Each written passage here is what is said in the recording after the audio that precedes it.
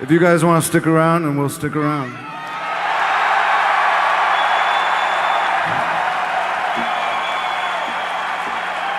If you guys want to stick around, we're willing to make this the longest Pearl Jam show that ever has been played. And away we go. You're listening to Live on Four Legs, the live Pearl Jam podcast experience, featuring Mr. Stone Gossard.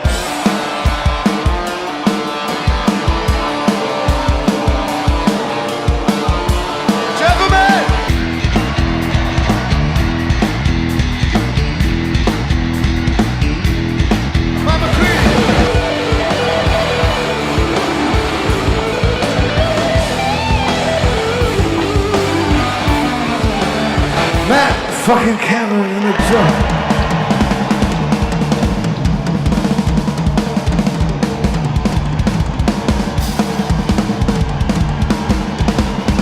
Mr. Boom Gasper.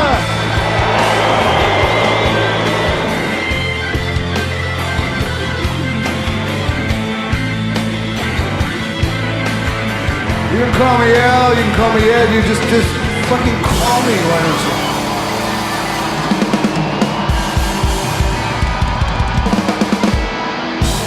Hello, everybody, once again. Welcome to the Live on Four Legs podcast, the live Pearl Jam podcast experience. And you're here for another episode. Strap in, folks. This is going to be a ride. If you are in the car right now, take a detour because there's a lot of talking and a lot of listening going on in this one. Folks, this is State College from 2003 we're covering today. And obviously, as always, we have Matt Helbig over there on his side. Hello, sir. Hello. Coming off of a good show for you, you're revamped, reinvigorated after that one last week? I had to listen to the bootleg a few more times. Yeah, I wasn't quite done with it. And also we have Mr. Patrick Bogle is back on the show. Hello, welcome, Patrick. Hey guys, how are you? Not too bad. Thank you for coming back. It has been a couple months, but I saved this one specifically for you because I know we had talked about it at one point, and actually, if you're listening to this on the Friday that this is released, it's the anniversary of it. It's the, count on my fingers and my toes, 16 years? 16. 16-year anniversary. So almost literally to the day, because it was on a Saturday night. Wow. Look at that. The moon and the stars, they all align. And that's as close as we can get, because if it were next year with the leap year, it wouldn't be on the Saturday. God, leap years. Yeah, fuck them. Why can't there just be 366 days every year? That would be good. So, doing the show, everybody has, my whole entire time following Pearl Jam, this has always been one that people have just brought up constantly, time and time again. State College. It really wasn't until recently that I'm like, okay, you know what? I'm going to dig into this. What made this good? Why, is a 36 song set, which, at the time is a lot, but even for today's standards can be considered a lot. But why in particular is this show good? First of all, it's the Riot Act era. This is my favorite tour time of the band. I would assume it's probably yours too, right? Yeah, absolutely. I was quite fortunate to go to 9 shows on this tour, and this was actually the third of this week that I went to, and the band, and it was just a very, very interesting time for them live. One of the things that I really enjoyed about this tour was, it's hard to say it's like a coming out party for Stone Gossard because of how influential he was in writing a great deal of the band's music, but in a live setting, he was obviously always there and part of it, but there are just so many things that he does in this tour, song to song, night to night, and then this just entire week was incredible in terms of the output. and a lot of lore is cast on a couple days earlier in Uniondale with the Bush Leaguer event. But you think about it, and this 1 week, Monday night they were at the Spectrum in Philly. The following night they drove all the way up to Albany, New York, and played at what was then the Pepsi Arena. Then they did a U-turn and head down to Uniondale to play the infamous Uniondale show, which I think is, if you dig into that, much, much, much better than just the Bush Leaguer incident. And then that is one of the best even flows of all time, if I'm not mistaken.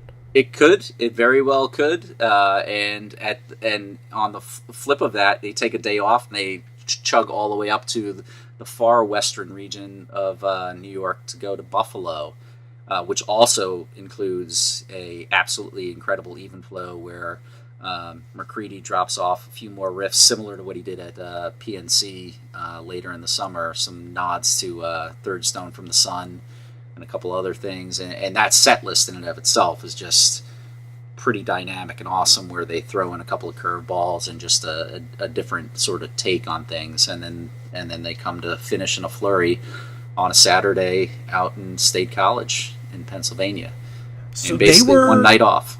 They were in Albany before they were in Nassau Coliseum. I thought it was the other way around. Yeah, no, the night before. Albany was the 29th, and then Nassau Coliseum was the 30th. Wow. Oh, that's insane. I mean, their numbers on this, I counted it up, a 33-day tour that started in Denver, Colorado on, I believe it was April 1st, ending on May 3rd. It's 23 shows with only 10 off days. That's absolutely insane, even for standards, for not just for their standards, but for any band's standard.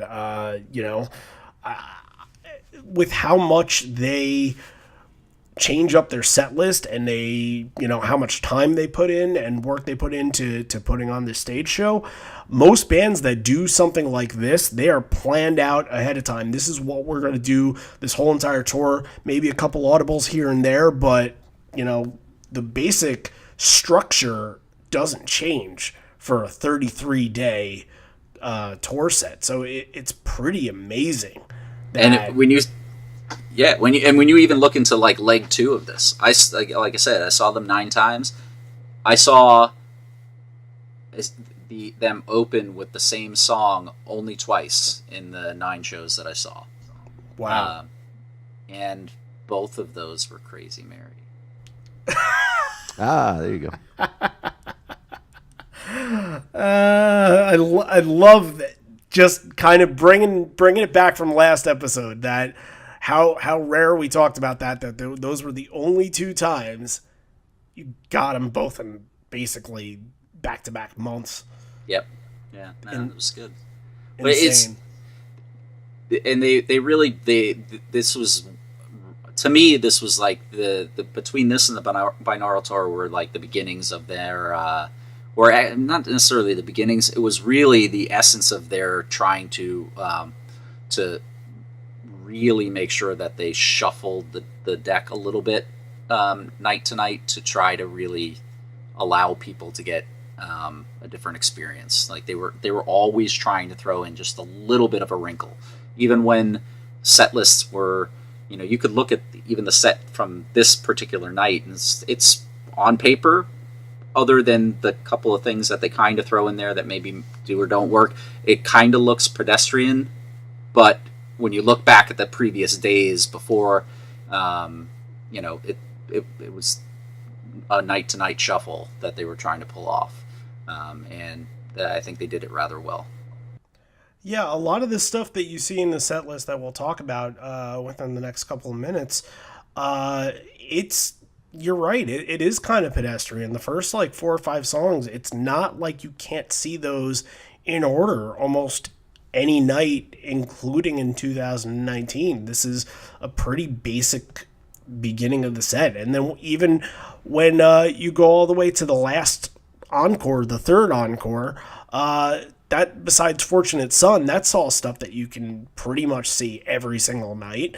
But it's for me, it wasn't about that. It was more about just the energy, especially at the end of the night, the energy that everybody had, that they knew that they had not played a show like this whole tour where they did 36 songs. And not only just that, but this kind of paved the way for things like Mansfield. I don't know if the whole Mansfield project was set in stone by this point where they knew what they were going to do, but I don't think that there's a Mansfield if there isn't a state college. It's quite possible. I don't think that they ever could have planned that out. It's similar to even what they did with PNC. It was like, hey, we've played, on that entire tour at that point, almost 73 shows when you go back to what they did in Australia and Japan and whatnot. They were just looking to shuffle the deck entirely when they did that. Hey, let's do 2 songs from every album and maybe throw in Wash and I Got It in here and see where that goes. They were just they were willing to shuffle the deck as much as possible and be interesting. I've said, yeah. Go ahead, Matt. Go ahead. I just wanted to throw in real quick that, Randy, I'm sure you're aware that I actually was at the Uniondale Coliseum show, but that's all I'll say because I know I was there because I saw them there. They only played there one time. I remember nothing from it other than where I sat. The sound was terrible if you know anything about the old Coliseum. Absolutely. Couldn't hear a damn thing. And I think that was a whole family thing. I think it was me, my sister, my brother, and my parents. I think all of us went. And we were like upper deck, couldn't hear a thing. Yeah, I saw back in the day the Grateful Dead there a couple of times, and then I saw the Who when they did their Quadrophenia tour. Oh, that's cool.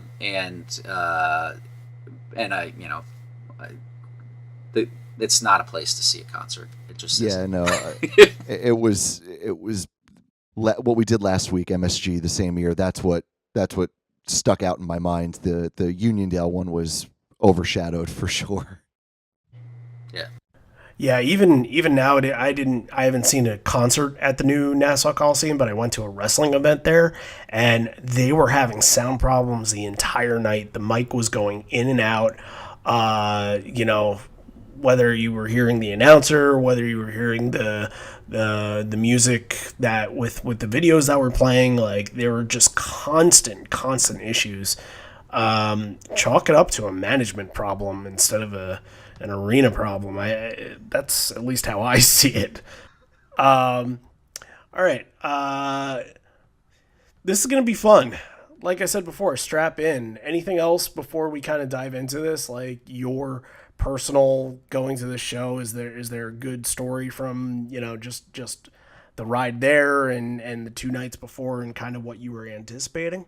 The thing I can say is I went to the show with a very good friend of mine that I went to I met in college. We're still good friends. He actually lives out in the Seattle area these days, but at the time he was still on the East Coast, and we just kind of got together Friday night at my house out in New Jersey. At the time, I'd been living there for a little over a year after living in the city for a bit. Then after listening to some music on Friday night, we headed out to State College on Saturday. It was a couple hours drive. Head there just to pick up the fan club tickets, and I just remember it being a sort of a very nice, sunny day out on the campus. I'd never been there before, and hanging out in line, talking to people. And it was also the day that they started releasing the Live at the Showbox DVD. And they were just walking around, 10 Club folks, like with a hefty bag of DVDs.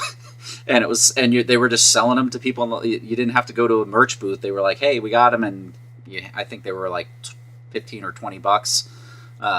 So they were just selling them on the fly. And I made sure I was buying one for another friend of mine who was a big fan that I had seen a number of shows with over the years, who unfortunately at this point, he and I hadn't been in touch in a while, and so I'd love to try to catch up with him at some point. But hopefully he's listening. I would like him to listen because I think he would get a thrill from this. So never know. But just like hanging out in line that day, picking up tickets. There were tons of fan club members there, so it was just a highly anticipated end of a good first leg of a tour, and couldn't ask for better weather on a Saturday in the spring, just hanging out and talking to people and waiting for a show. I'm curious, what was the ratio from fan club members to like just random college kids that maybe got tickets through, I don't know, like the Penn State, just whatever college ticket social fund. event calendar. Exactly, yeah. So my recollection on that is very, very, very few. It was Okay. a Pearl Jam fan invasion because it seemed at that point in time that college was pretty much done for the year. In that first week of May, That makes sense. the entire town in and of itself was a little bit. It seemed like desolate at that point. You drive in there. That is obviously the state college itself is huge to the area, but when after we had picked up tickets and we were looking, we already had checked into our hotel for the night that was up the road.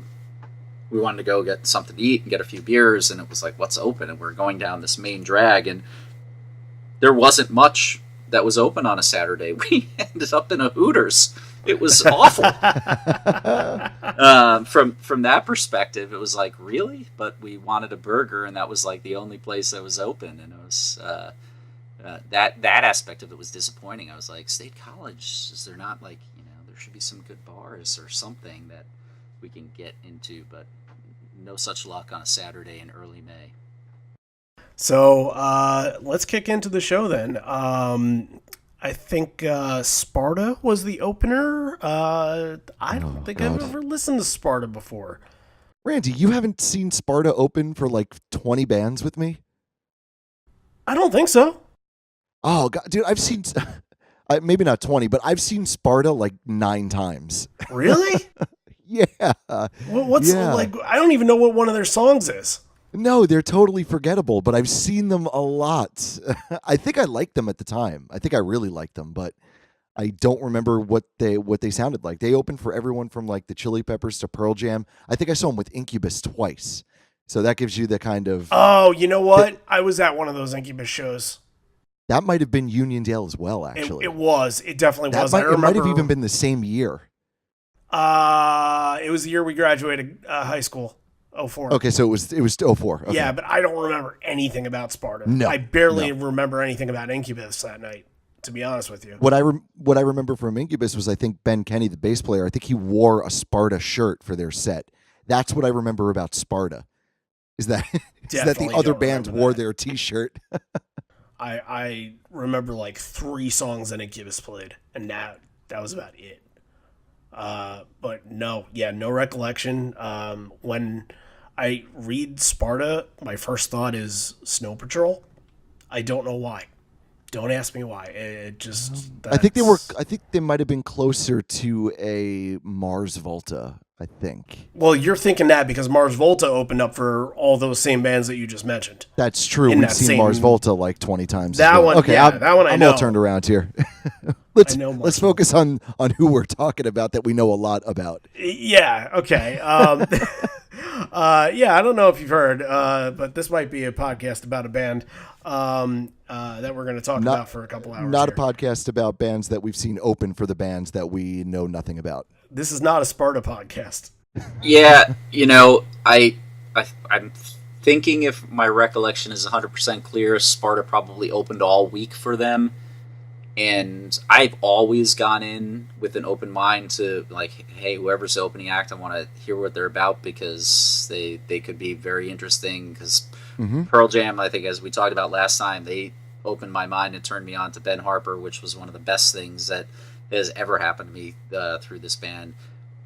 But I don't have any clear recollection of Sparta, and I didn't come out of it thinking I got to go get their records. It just didn't speak to me.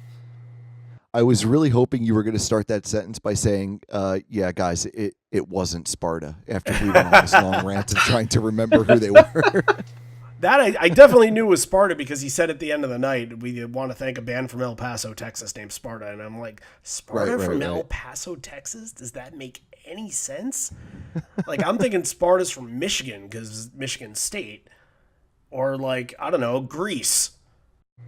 There was, the one thing that I can recollect about that is there was some type of little scene that was developing and coming out of El Paso. It wasn't just Sparta. It was a couple of other bands at that time. Who I vaguely remember that. Isn't that where Mars Volta's from too? I think that might be. Yes, I think that is true. I thought Mars Volta wasn't American.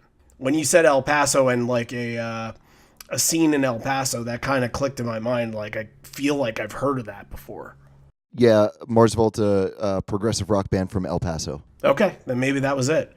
Wow, El Paso, right. Putting together these, opening acts from the mid-2000s that really went kind of nowhere. All right, let's kick things off. I think we hear this all the time. We haven't touched this song as an opener for I don't know a while, and now we can get back to it and kind of, for lack of better terms, gush over it again. At least I will. So why don't we play it? Why don't we kick off State College and hear probably one of their most common openers that you can hear, Release.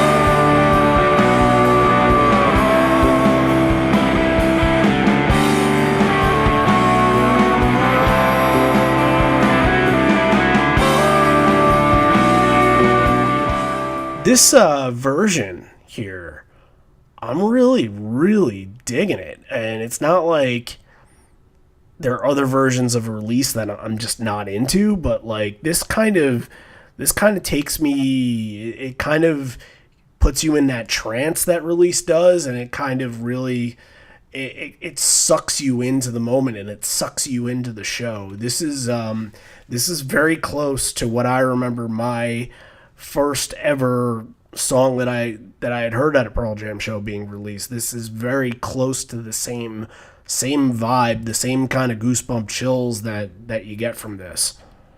Yeah, I totally agree. I mean, it was, I'd gone to a couple of shows earlier that week, and this is a non-repeat, and ultimately even for this entire U.S. tour, just not even just this leg, but the second leg as well. It was, I think they only played it 7 times out of the 7 times 54 shows that they did. Yep. And it was nice and loose, and just had a nice flow and vibe to it, and just it's set a good vibe for the evening. The fans were, you could hear as they go into the first couple of notes, people were amped up, and really excited for what was next. Yeah, when it started, I was a little worried because I thought it was missing a lot of steam, and I thought it was slightly on the slower. I don't want to say not energetic. It's not really an energetic song, but you know what I mean. Like I didn't think it really had a lot of passion, but it definitely got there. It just needed to gain a little steam for me personally, but I totally agree with Patrick with what you said. It was looser and it had this good vibe. And there was another song that actually struck me exactly the same ways as Release did in that same way. So yeah, it definitely got there for me. But I thought they worked towards it for maybe like half a verse, and then it was a great opener. Release is the kind of song I think I like it. That vibe of like almost flowing down a lazy river. The same way that you would be on a tube floating down the river. Very slow and just kind of very melodically paced. I don't know if you guys have been on the same rivers I've been on, but no, you know what? I think that's a really good analogy, and I think it works really well. But in the beginning of this, I kind of got more of the picture from Tommy Boy, where he's stuck out in the middle of the lake where there's no wind when he's sitting in his dinghy, and then the wind blows and he's off. I thought you'd like that analogy, Randy, because I don't think we could even count how many times we watched Tommy Boy as kids growing up. No, that and even as adults, Yeah, nothing's changed. The humor holds up. The one little thing that my tiny criticism with it is just holding out at the end, holding out the notes for Release Me, and it's not Release Me. He's shortening it up a lot, and it's a tiny criticism, but I like when he just kind of busts all out, and I get it. You got 35 more songs to do in 3.5 more hours to go, so you want to pace yourself and you want to save it, but that is one of my favorite little things about this. It just kind of it's atmospheric. It brings everybody into the song. Yeah, he was nursing a cold all week. I remember even going back to the show up in Albany, and he was a little bit gross on stage. He was here and there blowing the power snots out and trying to keep himself apace. And he did it discreetly. He didn't do it into the mic, but no. But then Stone is like, "I'm stepping in this." Yeah, Stop doing that. Very easily. I mean, I was at this show. I was like 11th row on Stone's side. The Albany show, I was like 4th on Mike's side. So even that distance of 11th to the 4th row was almost a little bit too much 3D to see that, but he was definitely trying to pace himself with some of the things, and especially again, this is the 6th show in 7 days, and on a jaunt of a journey. So he held back a little bit here and there, whereas sometimes he would just be full force and belting on something like this. Yeah, coming up, there was only really one song that I had. I thought his vocals were kind of rough, where it sounded like he might have been a little under the weather. But besides that, it wasn't that bad. But we'll get to that when we get to it. It wasn't noticeable because he didn't say anything about it. I was just about to say that. It's not like he wasn't talking about it the whole time, like what we covered 2-3 weeks ago. Just nonstop. Yep. Oh, I have a cold, by the way. I'm sick. This one might not sound good, you guys. You guys, this isn't going to be good. I promise you. I'm going through something. No, would have never been able to tell. Now that I hear it though, I did have some stuff marked like, oh, that was interesting, and okay, at least he didn't use it as an excuse. So there you go. I chalked it up to a long tour, a long week. 36 songs in this, yeah. That's all that's real. I didn't really have a complaint about the vocals. No, I pretty much just assumed that they were, you're at the end of it here of a leg, and there's a hold back if you need to. It's totally fine. And there's a thing that at this point in time, I'm assuming Brett Eliason was still doing both the mixing desk and the live recording feeds. I could be wrong about that, but in any event, he would have been responsible for the large bulk of what was going on for the house sound. If he was not the principal person responsible in the moment, they had set it up for how to carry the vocals and how to carry the sound through the venues. And one thing that they had started to do really well, particularly I think this tour, a little bit in the 2000 tour, is they and maybe even 98, they figured out how to use when they needed to use gain on Ed's vocals so that he didn't have to strain himself and scream into an arena, and allow it to be projected via just a little bit of technical amplification versus him having to really push his vocal cords to a shred. It's interesting you bring that up, because there were I thought there were some kind of strange things going on with the mix on this bootleg that we could talk about later. I don't know if they were compensating for something, but just an example, I thought McCready's guitar was incredibly loud, like over the top almost in some songs, and it definitely is. It definitely is, and that's something I noted about like this entire tour, that as I've gone back and listened to the bootleg mixes, they're not always as on as some of the later years. And actually, when I went back and started listening to the 2000 tour a little bit more closely, how well those were mixed, because I think they had a lot more time in the mixing process, where these were fairly instantaneous between show, mix, final mix, and shooting it off to get it produced on CD, whereas the previous tour, it was months before the CDs actually came out. This was only, I feel like it was only a few weeks before you would actually get the physical CD in your hand. Yeah, it's almost a true mixing board mix, where you're getting exactly what what the engineer would have been hearing in his headphones. Yep. Which is also it's authentic in a way, but it doesn't mean that every venue is going to sound the same. Exactly. And it doesn't mean that everything is going to sound produced across the board, but there is charm in that too. Yep. Yeah, I felt like the most interesting thing that came from that was just how much you can hear the crowd. And I can't remember if we mentioned that off air or not, but there are a lot of moments where you can specifically hear people in the crowd saying things, and we'll get to those at some point. But later years, the crowd sounds almost like they are in the background, and you can really hear the band full force, and the crowd is just kind of background noise to the band. But everything is kind of mixed in together, and it feels like you can hear everything in both headphones at the same level almost.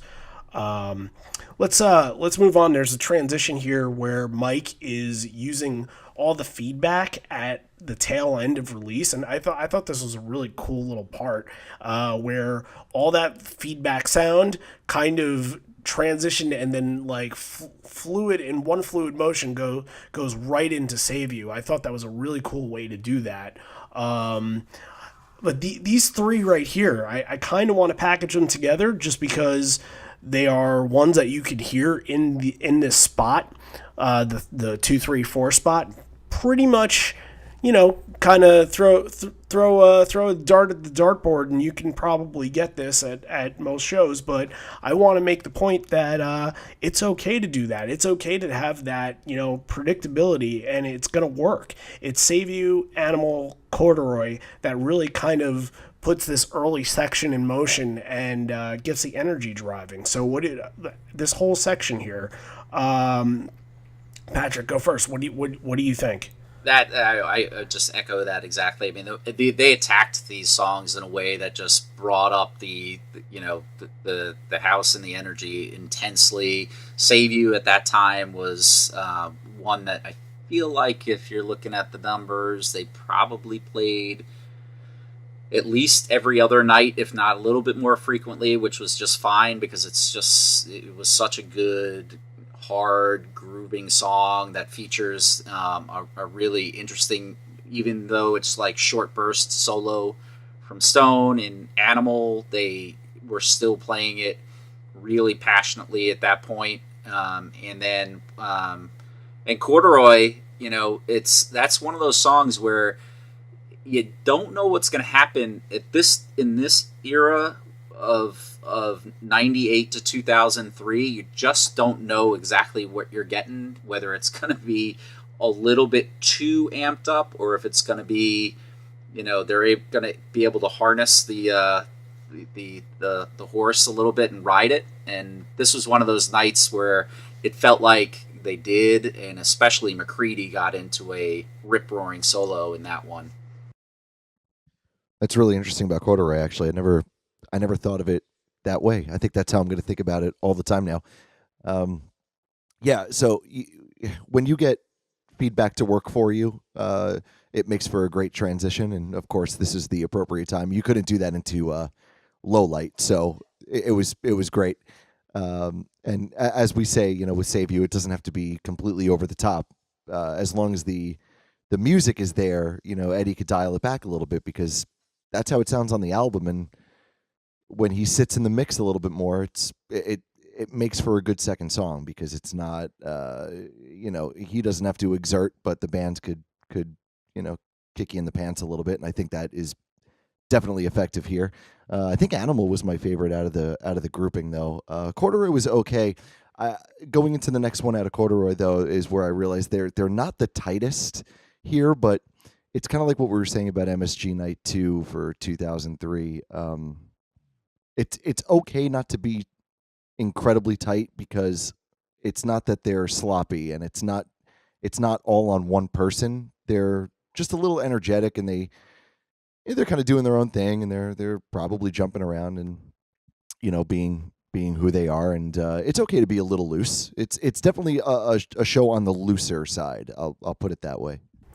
One of the things I meant to interject and point out, you said that Save You was being played a lot back in this era, but I'm curious to know, were the fans at some point, because Save You was usually in this 2, 3, 4 spot, I feel like during the Avocado tours, they were getting sick of Worldwide Suicide as part of this 2, 3, 4 spot. Was it the same way with Save You, or were people that were following them all summer long, were they still digging it? Were they still into it? Because I couldn't see them not being into this. I mean, I can only really look at it from my eyes and those that I was, at the same time we were still quasi trading tapes the way we did it back then. Don't judge me, whoever's listening from Pearl Jam 10 Club, but we used to, maybe I would buy 10 and somebody else would buy 10 and another would buy 10, and we would swap them so that we didn't have to buy 70. How could you do? How could you? What a horrible thing to do. Well, you're going to jail, sir. We might have been doing that, but for the people that I was with, I mean, I was vastly into Riot Act, and it particularly this song. This was one of the ones off that record that just grabbed me, and I gravitated to it. So to hear this frequently was not problematic. And I know what you're saying, about Avocado, but I even think about that. That's that record not to go off on a giant tangent because we've got a huge show here, but I puzzle at people that were maybe not into hearing that, because I only ended up at one show on that tour, and I absolutely, was ecstatic to hear them play as many songs as they did from it, and I wish they played every song from the album, because again, I only got to one tour, or sorry, one show on that tour. So it's, to me, like give me everything that they had on the record. Go for it, try it, see if it works. If it doesn't work, okay, and then we'll figure it out, and you figure out if you want to play it again. But I could have heard "Save You" every night and would have been happy with it. Yeah, that's you're a good man, Patrick. You're a good man. That's absolutely how I look. I understand. I guess I understand Worldwide Suicide a little more. I don't know why. Maybe it's just because you've heard more people complain about it and in that era. But Save You, I can hear it every night and not have any problem with it whatsoever. Wherever you want to place it in the set, I'm cool with that. So, all right, so that's to start off there. After really Save You, Animal, and Corduroy. No, Animal and Corduroy didn't really get the spotlight here, but those aren't songs that we've never covered before. So Ed kind of talks to the crowd, says Pennsylvania Saturday night. It's nice to be here among the highly educated, and says on the schedule we read State College. I knew we were playing State College, but it wasn't until we were driving up and I realized Penn State? Cool. And in parentheses I write back when Penn State still had some honor. Yeah. There were some Penn State jokes that I wanted to throw in there. Every now and again I think there needs to be a reminder of good old Sandusky. Yeah, so, that's an unfortunate. Wait, we got another Tommy Boy call back there. Good old Sandusky, Ohio.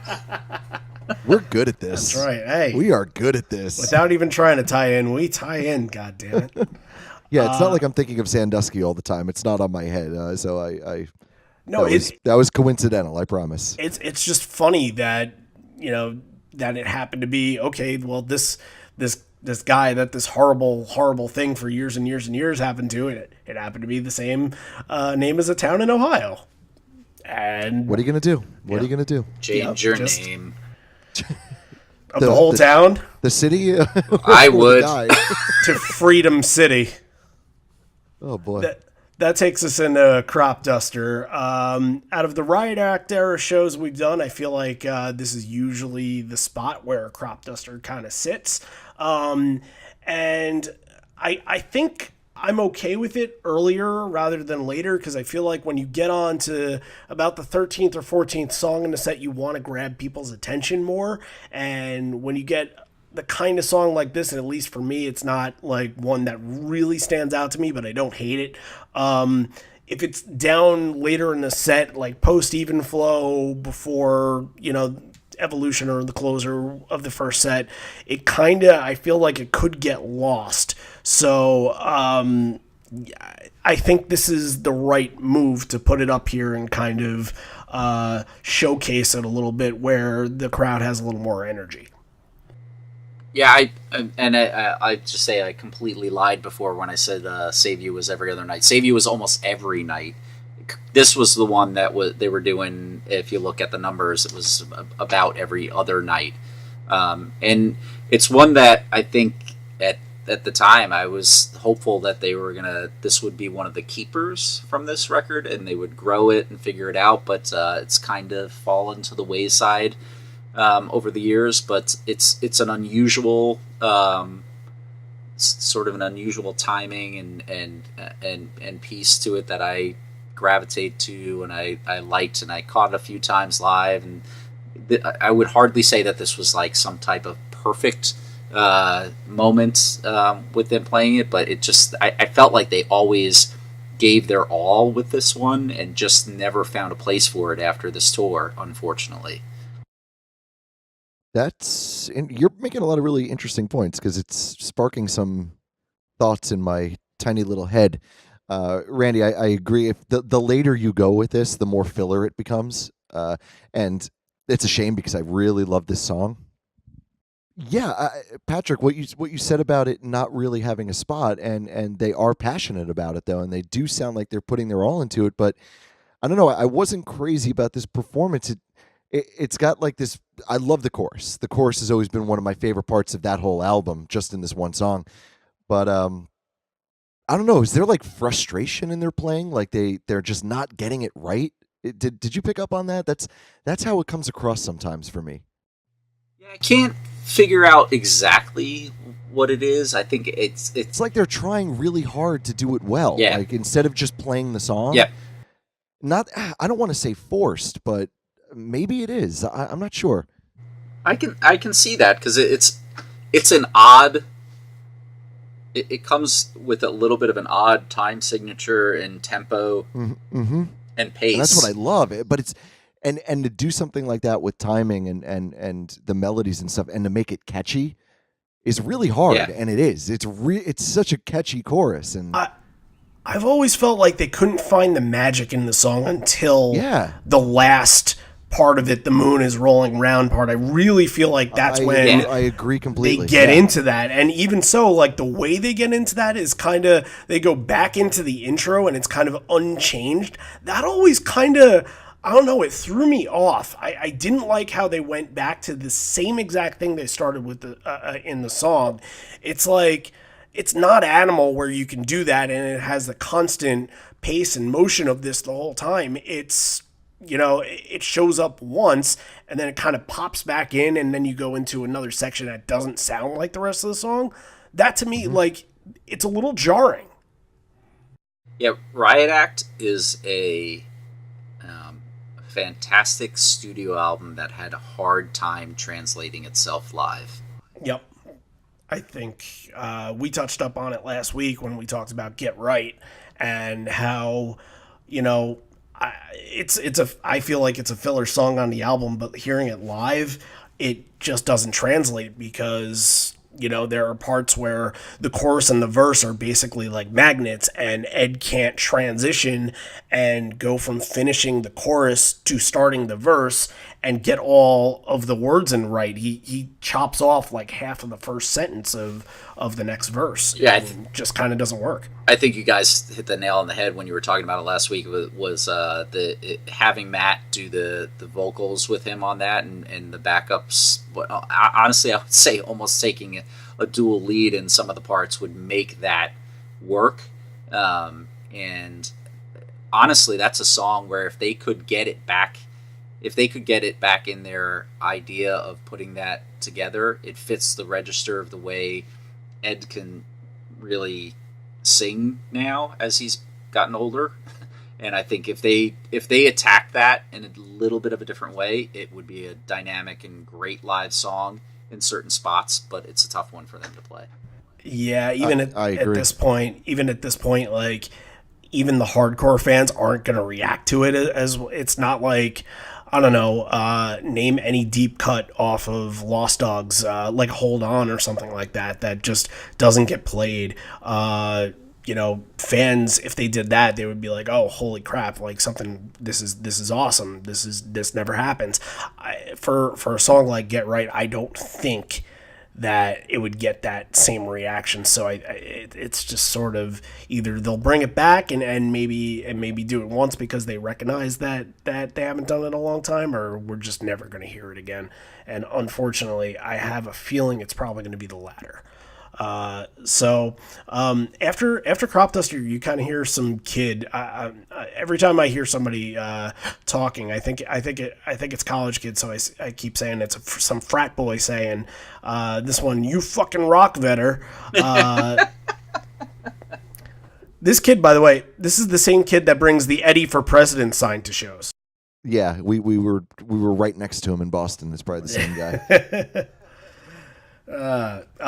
So this goes from Crop Duster into Elderly Woman. I thought this was an excellent version of this, and sometimes I think we get a song that can sound a little too happy, a version that can sound a little too poppy, but I didn't feel like this was it. I feel like this was a little more emotional and dramatic, and although you hear the crowd singing along, Ed's not pandering for them too, and that's the difference between whether a version can feel emotional and whether a version can just be a normal sing along. Yeah, and correct me if I'm wrong, but this is one of those rare times that we didn't get the countdown going in. Oh, I thought we did. I thought it was just really subtle. We did. It was really sloppy though. It was. I think he got to 2 and mumbled the rest of the way. Okay, well then that's what it was. You could be right. It's like half. It's you got some, but not all. Yeah. Whoa. Yeah, pretty much exactly that. Did you have any anything else on it, Patrick? Other than it was a good placement as they were trying to pace through the first part of the set.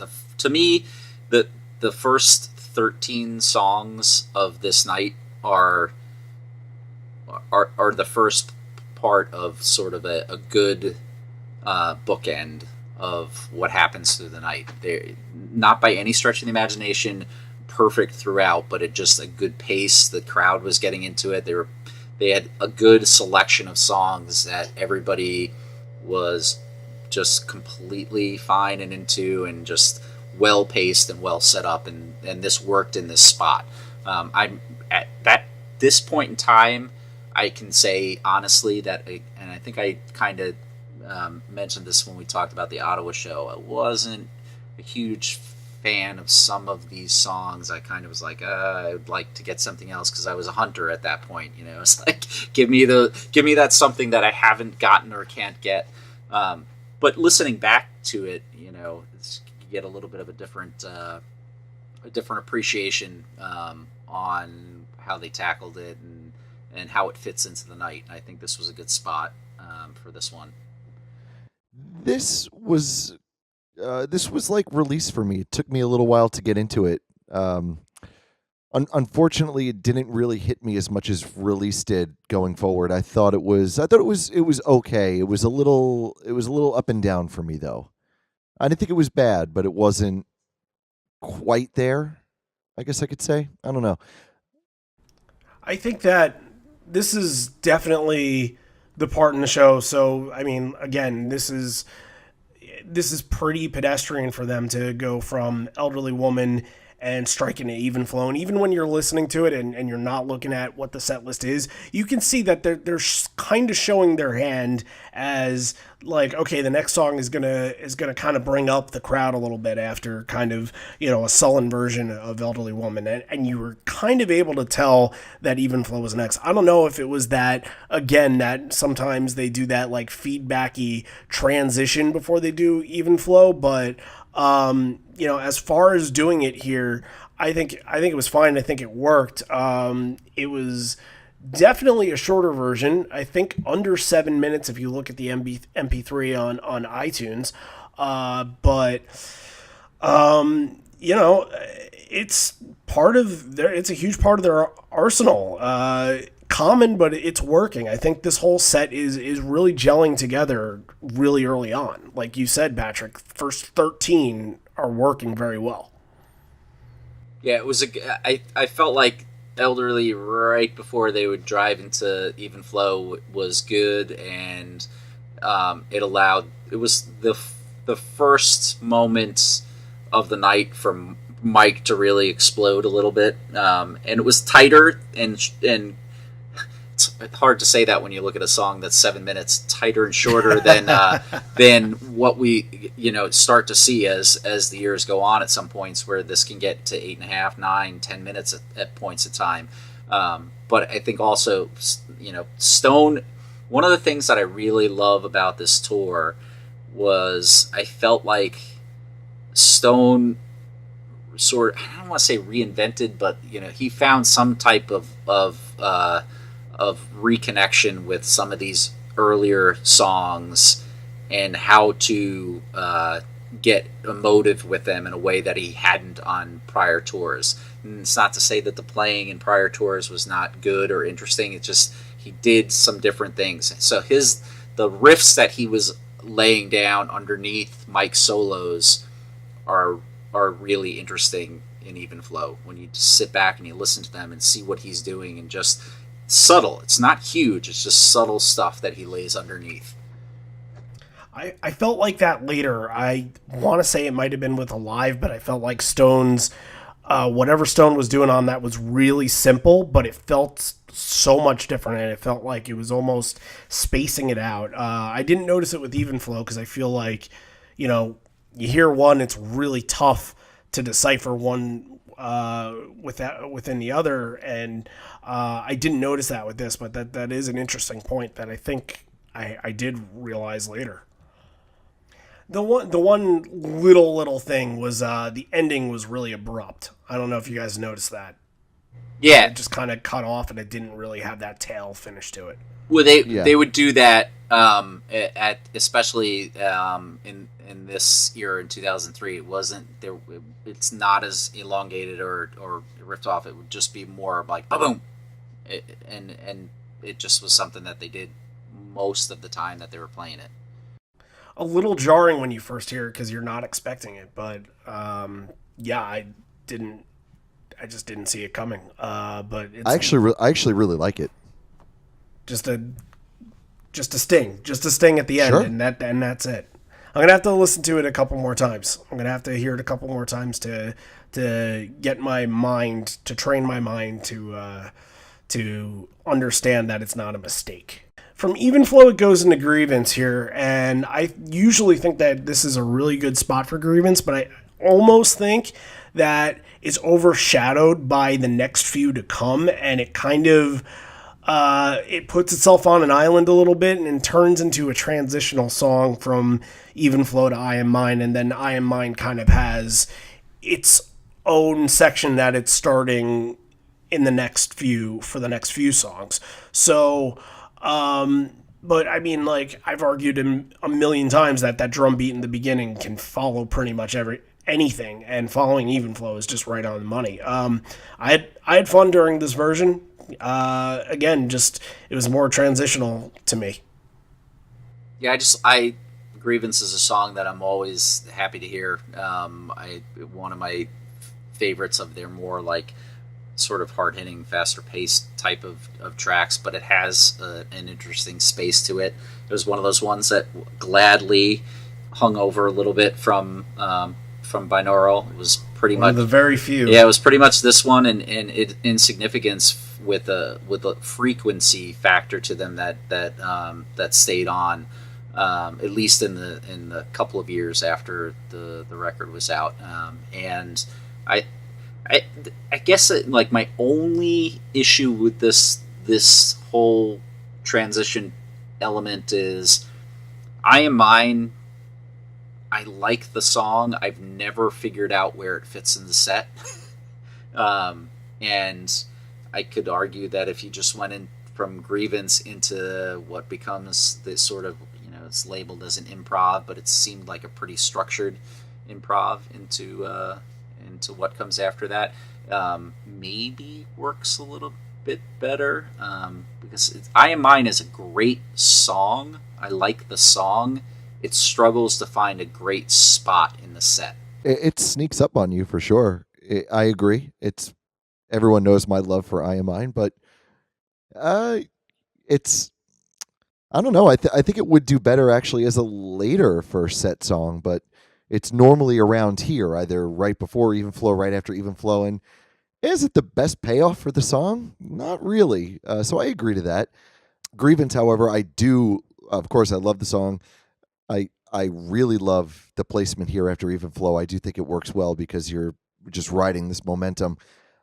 Did not care for this version though at all. I thought Eddie's vocals were really rough. This is where I really heard him holding back, and now that you say if he was nursing a cold, it makes total sense. That is actually what it sounded like, and I like I said, I chalked it up to maybe him being just a little tired. It was a long week, and there are some points in the song where it goes really up into a higher register, and he normally does really well on it, but not on this one. But if he had a cold, it's excusable, and that's what it sounds like. So, see, I actually kind of thought the same thing you thought with Grievance. I kind of thought with I Am Mine. I thought that just it was just overall kind of choppy, that he wasn't staying at the same level the whole time. You're right. Yeah, I Am Mine was a little choppy, definitely. Uh, it starts off a really good section, and I kind of like it in the spot that it is, but I can see an argument for it being, more of where the Nothing Man spot is in this set. That if you flip flop them, that it would still work really well. But I think it's just a matter of just after a while just being used to it and not having a problem with it because it's just kind of commonplace. So I really, I haven't thought about it that much, but it's not a song that they don't bring it back for an encore. They usually don't do it way too early. They don't do it way too late. So it's really, I guess if they're gonna do it, they just have to find a night where this spot is open and they haven't made that decision to put a song in this spot.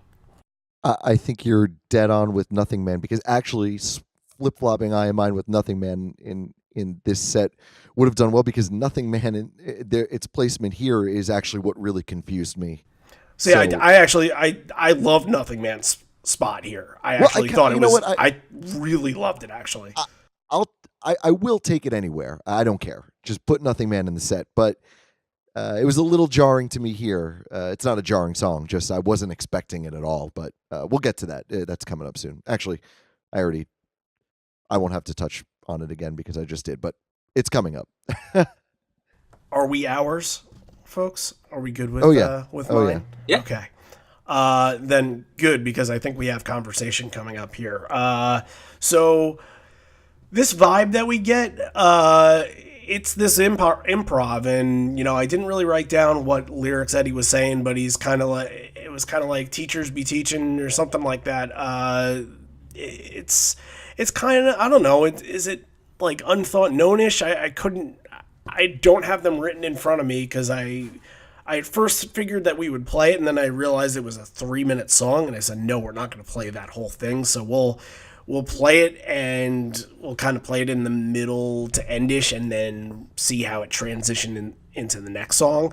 Actually, we should just do that now. So let's listen to that, and then we'll come back and we'll talk about the whole piece and package put together. It's better to leave your troubles behind,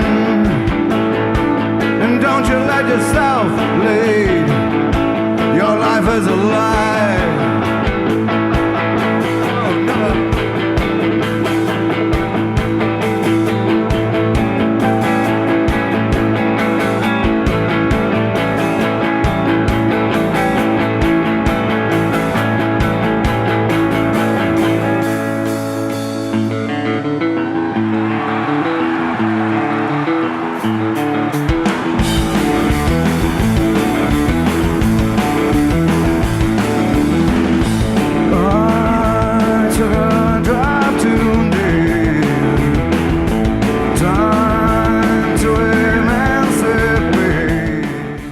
So this is almost like an elongated version of how they sometimes do that, like kind of tease into rearview mirror, that dun dun dun. Yep.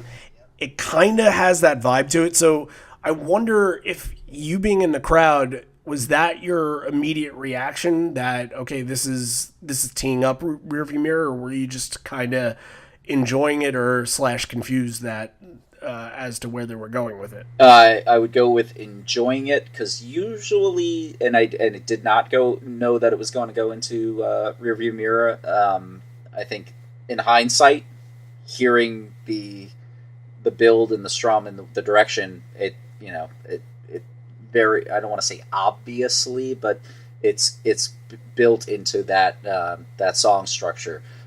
But this is one of those few times where they do an improv where it has a sort of poignancy of where it's going. Sometimes they'll do it, and I think maybe you guys might disagree, but later on in this night they'll have a moment. Actually, not much later, but in a few moments later, they had to sort of improv, and it was kind of on the fly for various reasons. But this one was semi-structured in where it was going. And I don't even care about whatever Ed was like mumbling vocally. It was more like the actual structure of what the musicians were doing from a instrument standpoint was designed to get them into rear view. Exactly. Randy and I had talked about this. We've heard this before. This same riff. It's been done. The only thing is, it was not as structured and it was much shorter. So this one had at least some kind of vision and direction behind it. But I don't know. I got big problems with this whole area. I Am Mine would not have gone into rearview mirror, so they used this improv here to transition it. And I will say the transition from the improv to rearview mirror, as we heard, is very good. But I don't like the improv. I don't like the riff. I don't like the riff when we heard it before. Even if it is more structured and more of a song, it's used as a transition because I Am Mine doesn't really work in a rearview mirror. I don't like rearview mirror in this spot either. This whole section, it works, in my opinion, by total accident, and I'm not crazy about it. I have to kind of agree with Patrick here. When we had improv points in the show, I've just kind of said that they were sort of a waste of time. They never lead to anything. They're usually not, songs that they're recording the next day. So it's just sort of forgotten about it. But I feel like this is a little more memorable. I feel like I can remember the beat, I can remember the pace, and sort of that kind of metronome style that Matt is playing with there. Yeah, that really, and the guitar does it too. I find it really irritating. It gets under my skin. See, I did write the word. It kind of left me at my seat, anxiously wondering how the song transitions into something familiar. But I think everything really worked out, especially because, if you're doing an improv at this point and you're thinking about where's this taking us to, where's this leading to, and then you go into Rearview Mirror, which is never a song that you're going to hear mid-set. I think it all comes together quite nicely, and it makes for a really good moment. It's a treat. This is a closer song, wherever it is.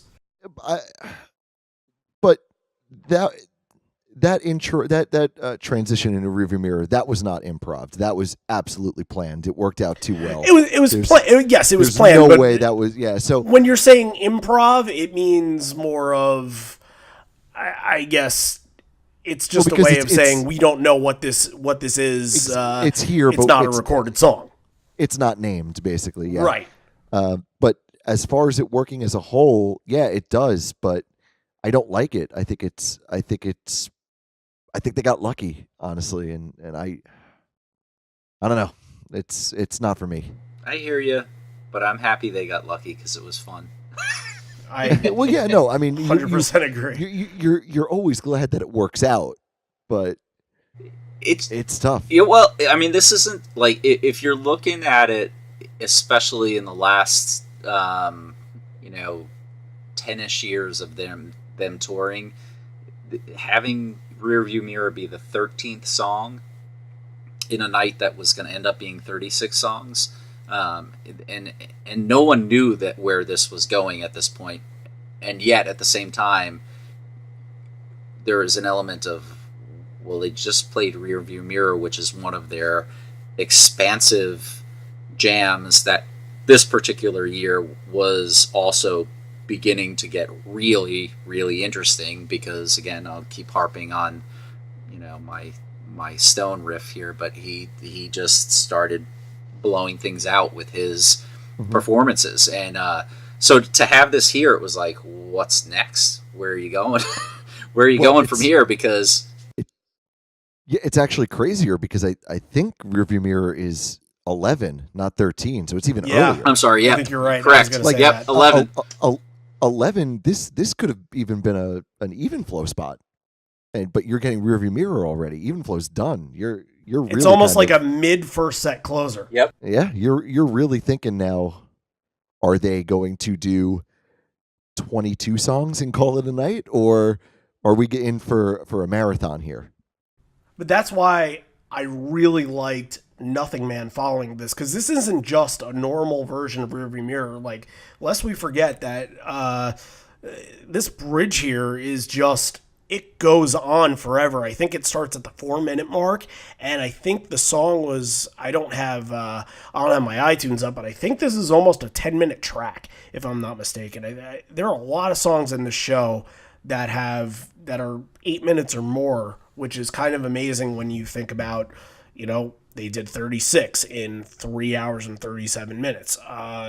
It's kind of amazing that they were able to get all of that in. Yes, it kind of doesn't count when Lucan and a short improv is part of it, but Rearview Mirror is around 9.5 minutes. I have it at 9:20, but that might be with some crowd at the end. So in between 9 minutes and 9 minutes 20 seconds. I mean, yeah, there wasn't much talking in the first set, so it's a 9-minute version of Rearview Mirror. I think you have to. Was it John? I can't remember if it was John or you, Patrick, that when we talked about the bridges, talked about how some of these bridges really echo a Beatles style, and this one was just that was that wheelhouse right there. That sounded like Abbey Road, Let It Be style to me. Yeah, I'm gonna give credit where credit's due. You talked about that with John, but when you guys were talking about that, I was like, oh yeah. These different styles. It never occurred to me either. Yeah, the different styles of that are 100% true and really interesting. And again, so much of this to me, again, I'm gonna beat a dead horse with it. So much of it began with this tour in Stone, and I cannot get enough of this song from 2003 on. This is one of those ones where it hasn't got boring to me. And not that, other songs get boring, but what they do with this one intrigues me because there's a lot more, there's just a lot more soundscape that they take this to, and there's a little bit more of, you'd never know every time that they play it.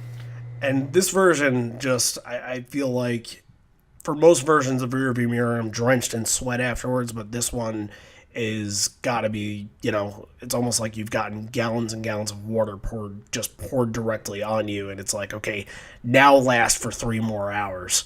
And that's why I really love Nothing Man right here, because you needed something to be complimented with, and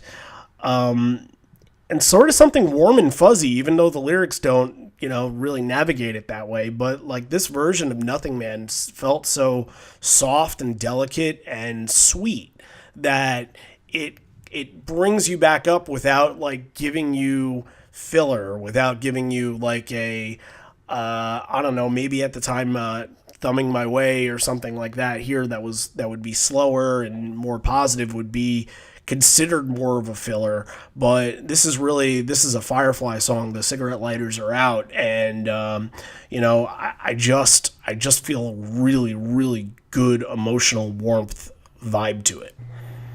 I can only say that I know that the next 2 songs were needed from a pacing standpoint, because Rearview Mirror, hearing that early and that intense was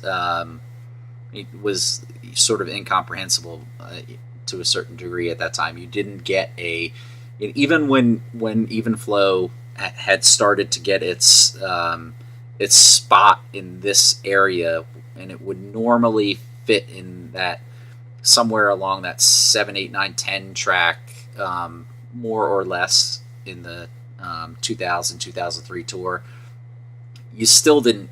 Rearview was one that was late set. You didn't get it. It was one of 2 things. It was late set, or occasionally they would throw it in really early in the set just to throw a curveball. And to have that, you needed something that was going to set a little bit more of a pace after it. And Nothing Man was that for the fit there.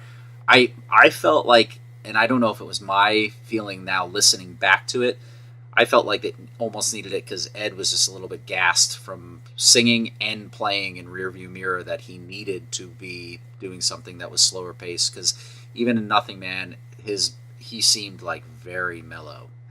in it, and just like almost as if he needed a break. That's exactly how I thought of it as well. This is like, instead of a set one, this is more of like a show of a bunch of micro sets. They are breaking it up in a lot of different spots, and I think having Rearview Mirror so early is a perfect example of that. But I didn't get the warm and fuzzy feeling from Nothing Man. I thought it was a great performance. Don't get me wrong, and I loved the song, and there was nothing wrong with it on that end. But I have to agree with Patrick. I thought it was more of a breather song, and I think I've connected to other versions a lot more than I have with this one. Not saying it was bad; it was not bad, but I've gotten warm and fuzzy from other versions over this one. There's also a little thing that I think the band figured out, particularly this tour, was the elements when they pre-constructed a set, or when they had to call a little bit of an audible. This not being an audible, this was very, very pre-constructed. There was no changes to this main set at all. I think they knew and were able to probably converse about it ahead of time, like when Ed was going to say, hey, I'm going to be there, but I need you guys to amp it up. The thing that's interesting about Nothing Man is, and it's hard to disentangle, all bits and pieces, especially when you have such a big vocal presence as a band, but you can hear a little bit of an elevation from the rest of the guys on the song, even though Ed draws back. And that happens quite a bit on this particular tour.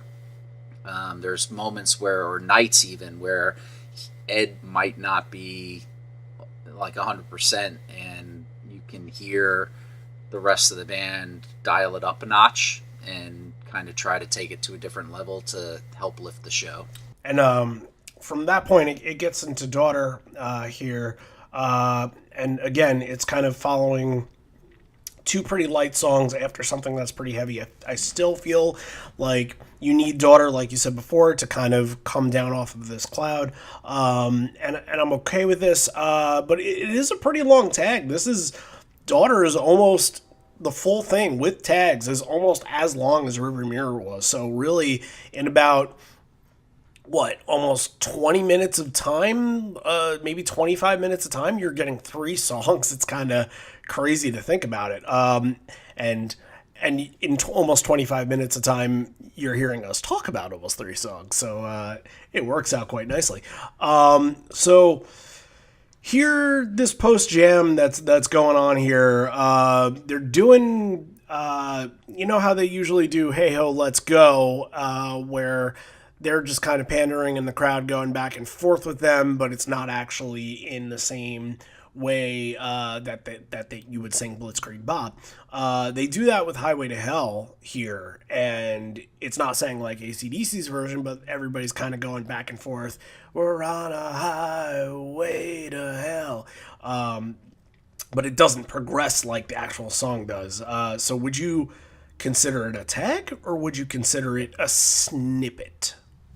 This was a series of snippets Okay. to keep everybody to move in, and it was also again, this is one of those ones where, as an experience being in there and being in the arena, it was almost even a bit louder. Well, I shouldn't even say a bit. It was a lot louder than you can hear it on the bootleg, even though it comes through at points in time. That whole end section was really about, I have to imagine it was like trying to allow Ed to be able to be set for the next series of songs that were going to come in, which, I don't know if that helped or not, to be honest, but to me, this was the end of the first segment of the show that had a really great sort of setup and structure to it, and the crowd was completely into it and ready for where things were going to go, and things were flowing very well, and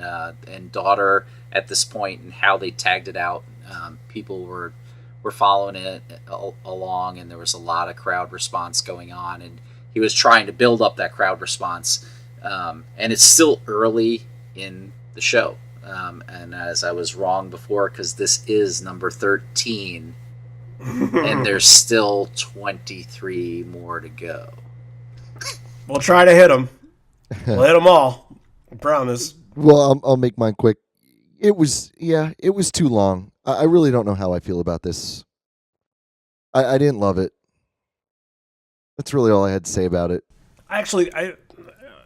Off of that, I actually think this is one of the better tags I've heard in a while, just because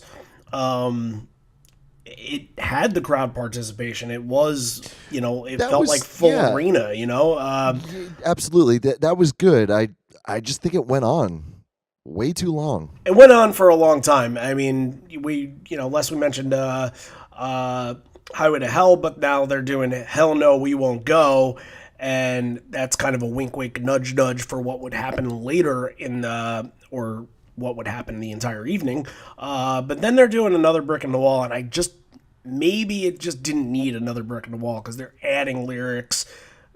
Politicians leave the kids alone. Kids don't leave the politicians alone. It is going on a little too long. But you know what? From a standpoint, just listening to it, I'm having fun at least. Yeah, I think that one of the things with that is that there's a lot of response to the crowd tonight, and they were willing to let it hang out and do some things. And ultimately, a lot of this is outcome from not just the week, but the tour that was going on. I mean, they were trying, and it'll come up in conversation later in the set. They were very, very dialed into talking about what was going on in the world at that time, and so a little bit of the call and response, and maybe I could definitely get with the idea of maybe jam it out and phase off before another brick in the wall. But I think that was all just tied into the fact that after they did the Highway to Hell thing, it was people were into it, and he's like, okay, let's just keep going. Because you can kind of hear with the band, normally, if they're really locked into an outro to Daughter, they're tightly locked in. And what happened there was much more of a scenario where it was almost an audible of, hey, this is going well. I'm dropping another tag and snippet into this. And then right, the band there were breaths between Yep. each tag and snippet. Yeah. That makes sense. And that kind of it brings us to a section that is a little bit more heavy hitting here. It's going to start off with Lucan and go right into whipping, and this brings a new element for the set. Before, you can say it's kind of either poppy, straight up rock and roll, or even just the intro itself. Again, just typical straight up Pearl Jam. But this right here, I feel like the next three songs really fit in together really nicely. And you know what? This is a really good Lucan, to be honest with you, because we don't get a lot of lyric slurring. I thought this was a terrific Lucan, actually. We're all on the same page. Fantastic. But it's so strange when you hear Lucan and you're like, that was really good. Because normally, even if it's bad, you don't really care. Right, because it's a minute, and they're not gonna. Yeah, it's what it transitions into. Right, but that's what's funny about it, because when it's good, you kind of realize how shitty it could be, and then when it's good, it's like that was nice, that was clean, it was tight, and that's what this was. They weren't trying to race itself. Usually when they do it, and especially now, when Eddie just aborts the lyrics just to see if they can finish it in 30 seconds, that's not fair to the fans that, and especially the ones that actually like to sing along with the song. But it really, live-wise, it's just serving as, what are you going into next? Because it's never going to be used as an open. It's never going to be used as a close. It's just kind of a way to start off a new section like it does here.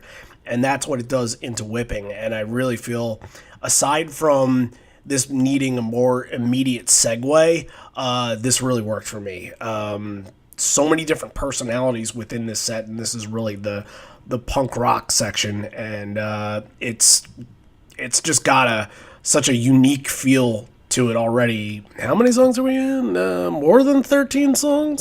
Yeah, we're Whipping 15 now. 15. Whipping will be 15. Yeah. Okay, so we're not halfway through the set yet. Just keep that in mind, folks. Anything else on Lucan or Whipping here? I feel just, these are very good versions of both songs. Whipping had a little bit of a rough start to it, but then they quickly got back into pace. The one thing that I enjoyed about it was loved Jeff's bass line throughout it. I mean, he just was able to. He rescued that song and got everybody back quickly into where it needed to go. And that brings us into MFC to follow up on Whipping and Lucan here. Mike is noodling a little bit to tip off that he's about to do MFC, and while this is not necessarily a perfect version of this song, it has a little trouble with it in places. What I have to say about it, though, it just... every version that we've heard so far, I feel like there had been something missing. What's different from the album version that I absolutely adore? I love it. I can't get enough of it, too, when they do it live. And I feel like, how do you make the song feel atmospheric? How do you make it feel like it's filling the arena? But it must be Stone and Mike's working off of each other here, because something about it brought a fullness to it, and it didn't just feel like it was it felt like everybody was in on it. And I sort of say about this song that if you're on the road, you're listening to this, it's a perfect car song, obviously, but if you're listening to this in the car, you almost feel like everybody on the road is listening to it with you, because it's so full. And I feel like they nailed that aspect of it, even though it really wasn't the most perfect version of this song that you can hear live. Yeah, it's the thing that I enjoyed about this particular version was it was Mike and Stone were tight, fiery, and drove through it and didn't allow it to meander too much. I think actually surprisingly fit well in this spot. This is another one where I've always struggled with. I love this song on the album. I don't have like any problem with it. I'm never like, oh, this is a forgetful song. But my big thing with it was always like, where does this fit in the set? Where does it fit? And when you can get it into this type of tissue where you got a good Lucan and a fairly good Whipping and get into this, it keeps a nice pace. And I just feel like, again, it goes back to the two guitar players, really the primary guitar players driving the tempo of it. Yeah, I loved this version, and I thought the guitars were super tight together, but I don't think that they were trying to keep things rigid and perfect. I actually thought that a lot of it was pretty casual and loose, and I think that helped. I liked the more, I don't want to say driving sound to this version, because that's a bad joke, but it's got like a, I don't know, this one had a different flow, and I think it was because the guitars were super tight playing off of each other, and everything else just had a good smooth vibe, instead of it being like this rigid version of the song where it's like, let's play the song, let's nail it, let's get it to sound good. Instead they just said, let's play the song, period, and that's what they did. And I think it worked here, because I loved this version. And we have to make mention, obviously, sorry to cut you off, but we obviously have to make mention of no gnawing in the first chorus, but gnawing in the second chorus. Again, so last week in the first chorus he did the nah, and then stopped, and I'm like, oh, he's not gonna do it. If you guys listened to the episode last week, that's what we had, and then nothing in the first chorus. Nothing in the first. I was so surprised. Oh, I'm like, my gosh, are we gonna get away with it? I almost thought we were gonna get away with it. But I said we were so close last week, and that's it. This is it. It took one more week, and now we're gonna get, and then yeah, yeah, and then it hit right as I'm saying that thought to myself, and I started to laugh. I was laughing to myself. We have turned this into sort of an ongoing inside joke for this podcast. So I feel like at some point we just have to play the non every time we hear it. I think it's just going to have to turn into that, so people know what we're talking about, and B they're in on the joke too. So. All right, Jeremy, we're kind of sort of getting into the little last parts of the first set here. Jeremy is next. This is a rather underwhelming version to me of Jeremy, even though they go no lyrics in that first chorus, which I actually really like because it feels like it gives the song less repetition. So when that chorus hits with the lyrics, it doesn't feel like you've already sang it 100 times, because by the time you're done with the song, you have sang it 100 times, and it keeps going and going and going. And speaking on that, the reason why I felt it was a little underwhelming, it just, again, we talked about this before, Eddie just sounds bored. He skips a few lines here or there. He's letting the crowd handle it, and it wasn't anything from like how his voice was sounding. It was just how it just sounded like he didn't want to do it, and this song was just here to get from one point to the next because it worked. And maybe they hadn't played Jeremy in the last couple nights, something like that. I actually have.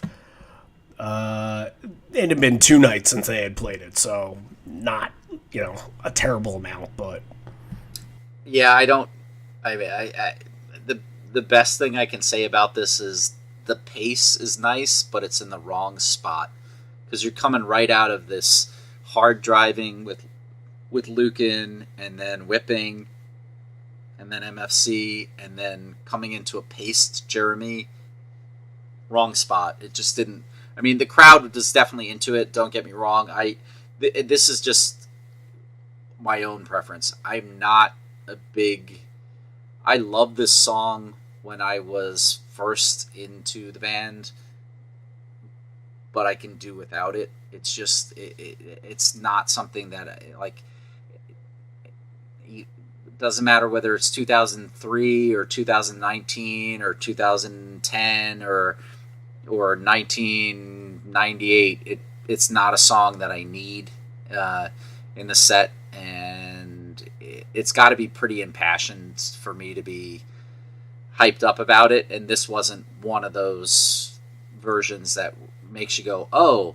Whereas last time we spoke in Ottawa, it's a song that I can pass by, but the fans were totally carrying it and getting the band hyped and creating the elevation. There was passion from the crowd in this, but to your point, Randy, there's not much passion from the lead vocalist. He's kind of just I don't want to say mailing it in, but he's doing what he can to get to the next song. Well, I'll say it. He kind of phoned it in a couple places, but I didn't really have any notes for it. I didn't hate it. I didn't love it. That's all I got. I do like it. I do like it when it pops up. I have come to really enjoy it, which I never thought I would. But this one was just here, filling a spot. Mm-hmm. Yeah, this show has actually made me appreciate the song more, just listening to different versions and how they can be excitable and they can be passionate, because I feel like a lot of times, I agree with you, a lot of times that I've seen it, I haven't been passionate about it, and the people around me are passionate about it, but the band is just kind of there. They got to do it every now and again because it's a single and because it fits, but I mean, they did this when we went to those Madison Square Garden shows. They did this back-to-back nights. This isn't a back-to-back night Madison Square Garden type song, and that really bothered me that I got that 2 in a row when I didn't hear other songs that I wanted to hear from the only 2 shows that I went to on that tour. So that was, there's frustration in that, but again, it's just, I feel like we've listened to really good versions of it, and this one definitely missed the mark for me. Yeah, they have plenty of songs that fit into a Madison Square Garden show that they don't have to double up on this one. No, not at all. If you want to double up on Better Man and Corduroy, cool, that's fine. But Jeremy, it's just not needed. Nope. So we go into the next one, and it's just kind of a lot of noodling and noise before, and it's improv again. It's a little Wild West sounding. I'm thinking first thing that comes to my mind, a little Skinnerd, a little Bob Seger. I'm not into the improvs. I thought this one sounded okay. I thought it sounded good at first, and then I listened to it a second time. I'm just like, you know what? It just kind of, it doesn't fit this late in the set, especially because they already did an encore. It feels a little overplayed. I don't know. Just like, okay, why are you doing something like this again? So really, when we talk about 36 songs in the show, it's really 34 because the 2 encores count as the 36. 2 encores, 2 improvs count as the 36. Yeah. So it's a little.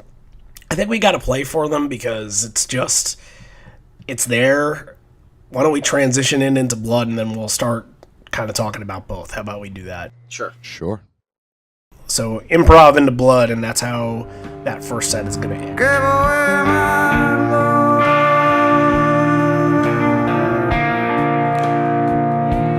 and I got pain.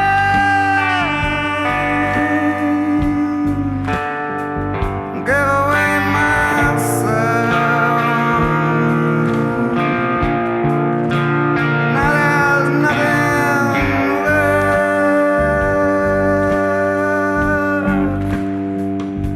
Protect myself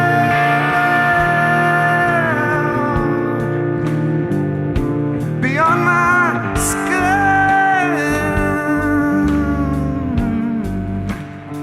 Forgot to protect myself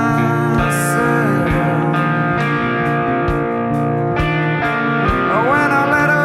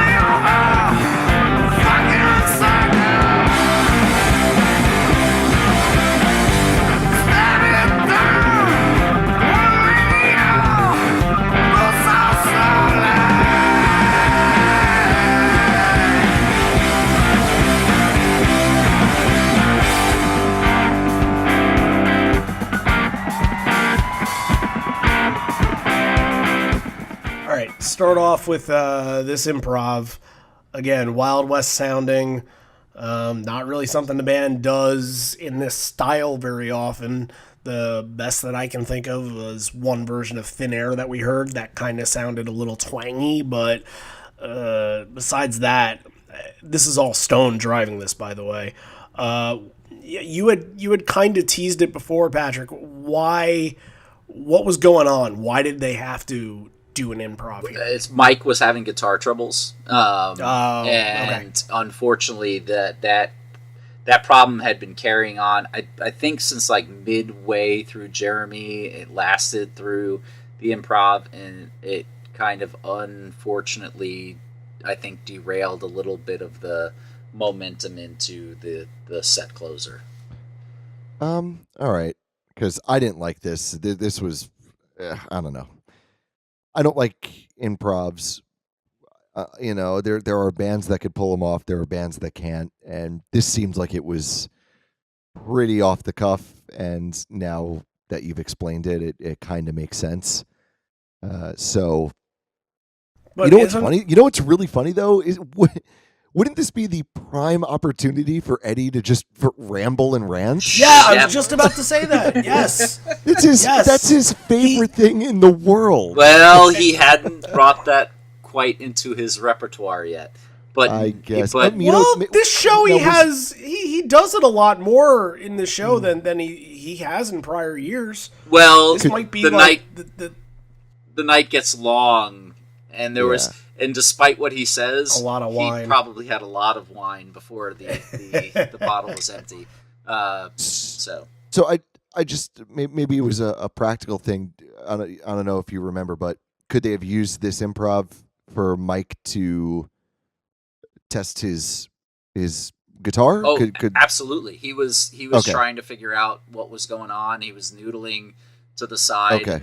And well, I guess that makes sense too. You can't, if Eddie's talking, you can't. It's not like a guitar switch or a tuning problem. If you're having something else, then you need to be able to, I guess, play without it being an obvious problem. yeah, because they weren't wireless at this point. This was still when Yeah. they were all completely plugged in, and there was no wireless communication between them. That was, again, back to 2005 was I believe the first time they went into that direction. So you could dive out in those instances and do what you needed to do, but at this point you were hanging, or you were hoping that your tech was going to be able to figure it out for you. So. Mm-hmm. And you know what? I've said all this. I wrote all these bad things about Blood and this version of Blood, and I kind of feel a little bad now because you need Mike for Blood to work. And I just the whole time was just like, this is not working off this transition. It just doesn't make any sense. The two songs aren't the same style at all. So why it don't? I mean, now it makes perfect sense that they wouldn't do something like this in a normal set to go into Blood. But I don't know. I was thinking more if they had planned that doing Do the Evolution out of that and closing the set would have worked a little better. But yeah, I mean, it wasn't really just Mike. Just the guitars and just everything feeling incredibly sloppy. It was Ed too. His voice is breaking in parts here. And it was almost a pretty flawless first set until you hit this spot. Yeah, I mean, I think again, I think the whole band maybe lost a step there, but to me, it was strong right up until just like in a weird way, because I loved Lucan, but it was strong right up until Daughter. And I loved Lucan, but then like the little bit of the rough start with Whipping, and then I loved MFC, but then the lull with Jeremy, and then the improv and Blood. It could have been a better end to what could have been a really transcendent first set, which was a very good first set. Yeah, I agree. This kind of went from A to B pretty quickly. My only problem with Blood was that I just thought it was slow. My first impression was, why the fuck would you do this improv here and then set yourself up for this really boring Blood? Why would you ever do that? Now I'm seeing that it was probably just unavoidable because they needed to fill a gap there while something technical was being worked out, and that's not really anybody's fault. And it could have killed some momentum. So it totally killed momentum. It totally. Yeah. So I have to give Blood not being that great. I got to give it a pass. It's really no one's fault. Yeah, that was the one thing that I thought was really egregious about this set. Especially later when there are songs that really do have some bad flubs. I'm almost kind of forgiving of those for reasons that we'll get into, but for Blood, I'm like, there's no excuse for it. Turns out, yes, there is an excuse for it. So I will kind of back off a little bit from it and just kind of say it was just sort of a false finish there, and unfortunate that it had to happen that way, but obviously unintentional. And that brings us to encore number 1 of 3. For the Amish. For the Amish, yes.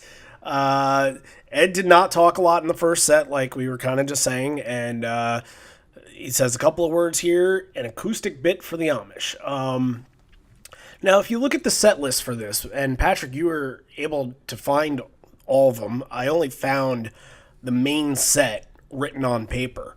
But the first encore has the first two songs. It says acoustic set, so it's Eddie probably knows what he wants to do in his head, but either just isn't writing it on paper, or it's kind of spur of the moment and like, okay, I'll figure this out. I kind of know what I want to do, but we'll really get to it while I'm out there. But everything else is at least planned, and we'll kind of that'll tee up sort of what we can talk about in Encore 2. But Encore 1 starts here. It's a lot of John Lennon to start off this Encore.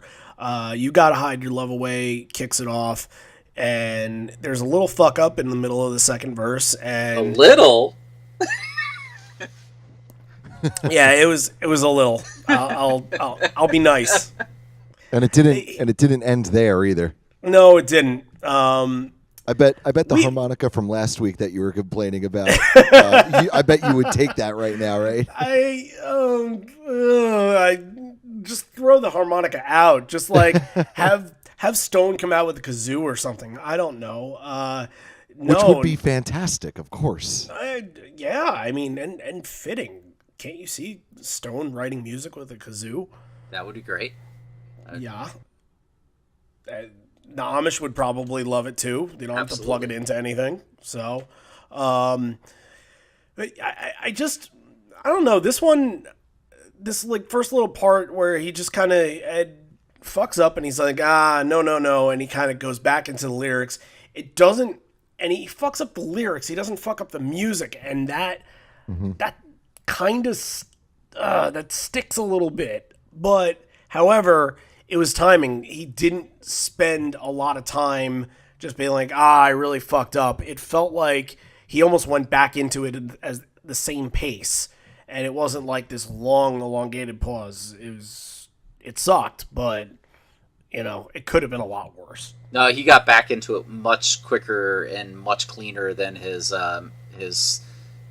harmonica blow that yeah that went to the pits. I mean, I love this song, and I can't even off the top of my head how many times I happened to catch it when they were playing on this tour, and then they even brought it back in a couple of times in 05, but I don't think I saw it on that one. And then 06, the one time that I was at one of those shows, played it, and it's definitely a good vibe when he's able to get it nice and clean, because it's a good song for him, a good register for him. But he does happen to, if it's rarely the lyrics that he botches. It's most often because he's playing guitar and harmonica at the same time that he'll miss a little bit there. That was last week's problem. Yeah. Which is generally what happens. But I'll forgive him because I really felt like his solo version of Give Me Some Truth was pretty good. Yeah, actually, I really agree with that. I just wrote on my notes, I wrote abort for Hide Your Love Away. I thought there should have been a moment where you just dial it back. But, talking about it, I do think there was something, as we say sometimes, charming about his little vocal mess up, because it wasn't this long drawn out thing where he tells everybody that he's sick for the entire show. Yep. He just went right back into it, and it was fine. And I'm sure that creates a little bit of a moment, and it was more funny than it was like this tragic mistake, because listen, he is able to laugh it off. Yeah, and if I could laugh it off, that says something. But you know what? You know what I was getting from this one? I'll make my point in a second. Patrick, you brought up Give Me Some Truth. I thought the mix was not great, and I thought his guitar playing was ass on this. I thought his guitar sounded like this like Toys R Us beginner guitar. That's a mix problem. That's just personal. I didn't like how it sounded, but I thought his vocals were tremendous on this song. I thought that was very good. But the whole thing as a whole, especially with like Hide Your Love Away, is especially with Hydro Lowaway. I was getting this. I don't know if you've ever seen that movie Role Models, where they say there's always a guy at a camp out that has an acoustic guitar, but he only knows how to kind of play it a little bit. And that's what I was getting from Hydro Lowaway. Like, he screws up and he's like, wait, hold on. Wait a second. Hold on. There's always a guy with the acoustic guitar that doesn't quite know how to play it. Kumbaya. Wait, I know it. Kumbaya. You know, kumbaya. Wait, I know it. Kumbaya, my lord. Oh, no, wait. Oh, yeah, I got it. Kumbaya. This is it. Kumbaya. I don't know. That's just how I that's how I feel with Eddie sometimes. It's like a hobby when he does the solo stuff. It's not really my cup of tea. At this point in time, yeah, it is definitely coming off more of a hobby. Now it all depends on how much he's had to drink. If he's had a couple of bottles before the first encore, or even, oh God, forget about his solo shows. That one solo show, the Innings Fest, there was one song I can't even remember, but he basically, I don't know why he didn't fully abort it, but midway through he was just decided, okay, I'm just going to talk to the fans and talk about why I'm fucking up, and it was charming in a way that, like, maybe if he didn't talk about it for another 2 minutes, it would have been okay. But yeah, so I mean, I got this like theory, not really a theory, but just a feeling.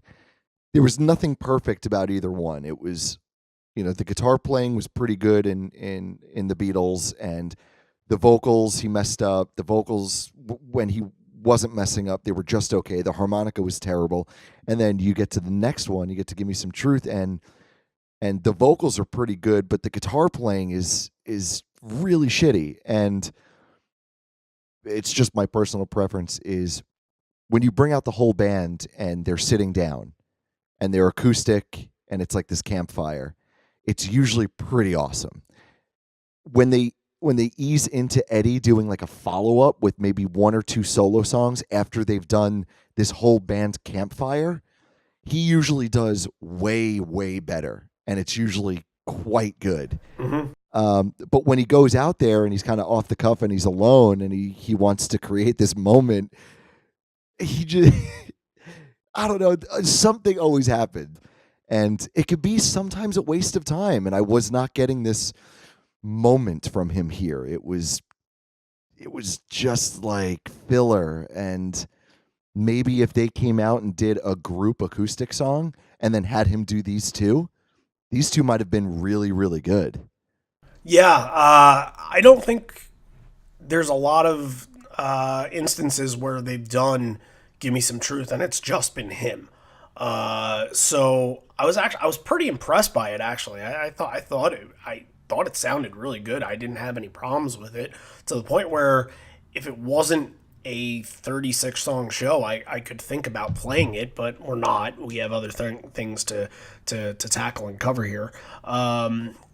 But if there's nothing else on either of those, just the banter throughout this, everybody is supporting his efforts through You've Gotta Hide Your Love Away, and then Ed just kind of, yeah, he kind of does one of those. And says this is the type of noise that Ralph Nader, he told Ralph Nader that young people can make, and he talks about elections, talks about how the last one was based off just a few votes, telling people, you can make a difference and vote in the elections, and politicians do things for old people because old people will show up that they vote. And that goes into Give Me Some Truth, that's, basically a whole song about blaming politicians. Really, I got nothing else on this little section here. I think we can kind of, if permitted here, we can go into the rest of the encore spots, if that's okay. Yeah, I mean, the only thing I'll say is he was giving the band a break. he was completely with six nights out of 7 playing.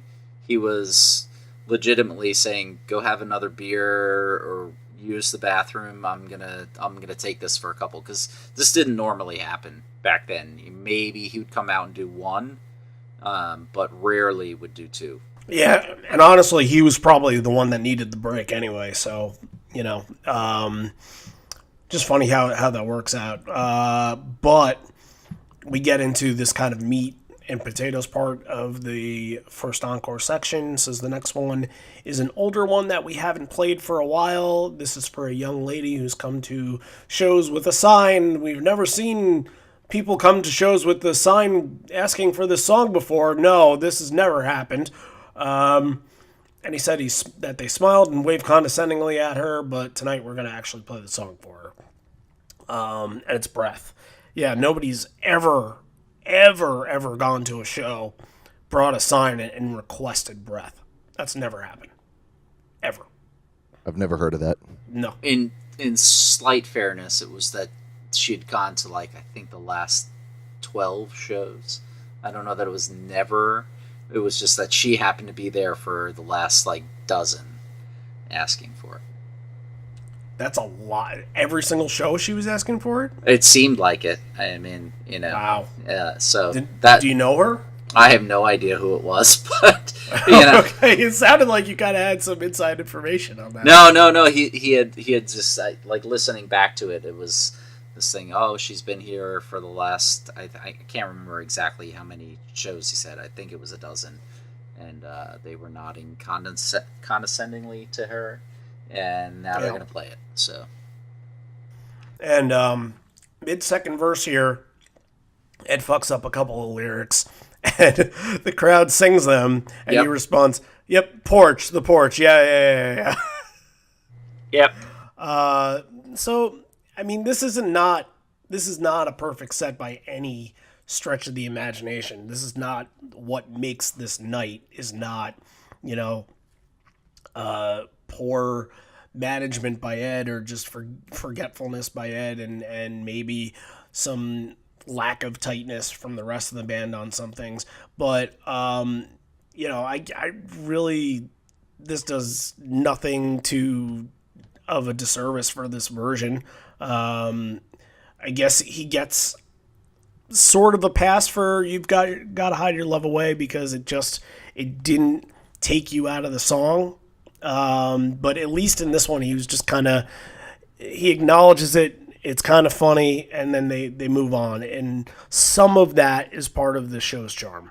Yes, here.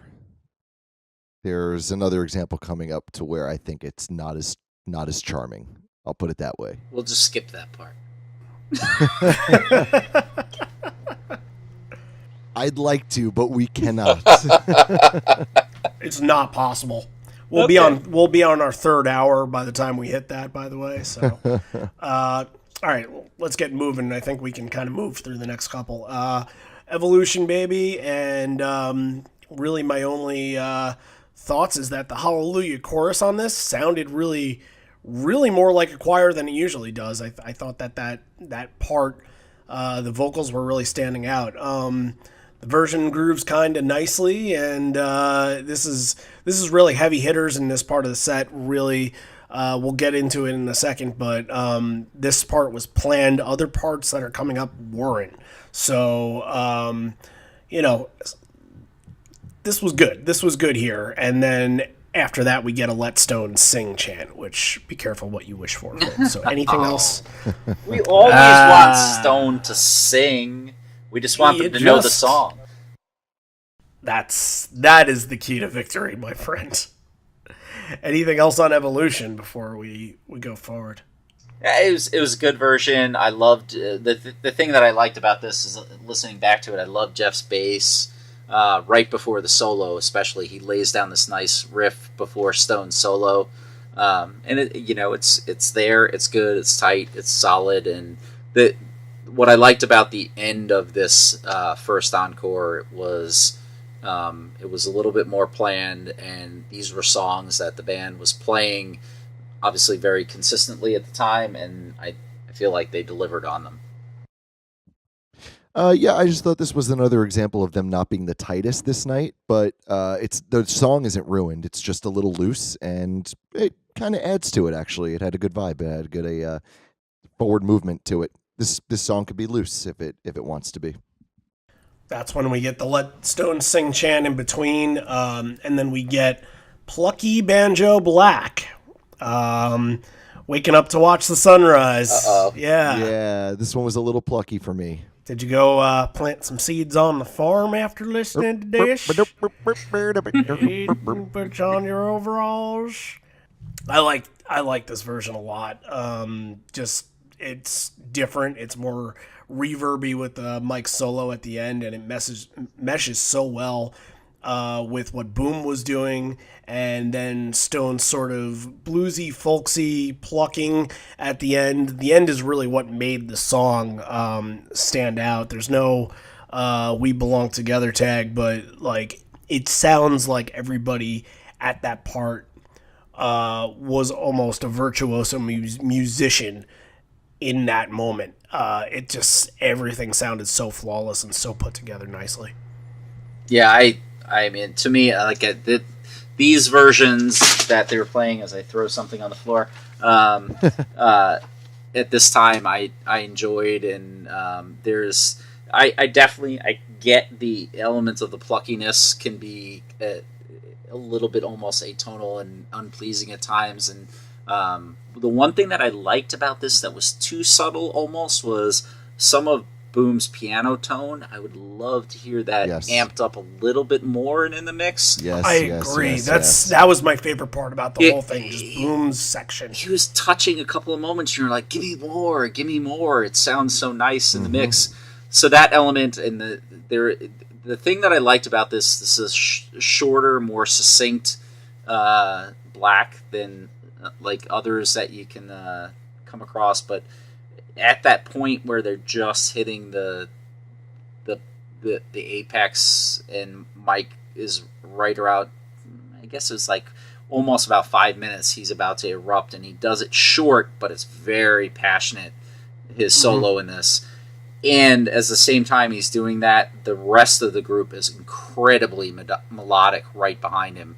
Everything from Jeff's bass line to these little intricate things that Boom is doing, and all of the strumming that Stone is hitting on, and then even Matt's subtle hits on the cymbals are just perfect. It's a short, succinct, and not like wild version of Black, but it's just has that melancholy that fits really well.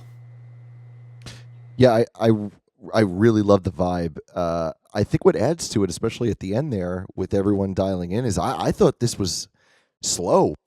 The beginning pluckiness did not really bother me that much. Unfortunately, it was the end. Everyone was dialing in, and it sounded really good. And that plucking was like nails on a chalkboard to me. The playing, though, was very good. It's a tone. It's a tone thing. So I agree with everything, but that plucky tone is what drives me nuts.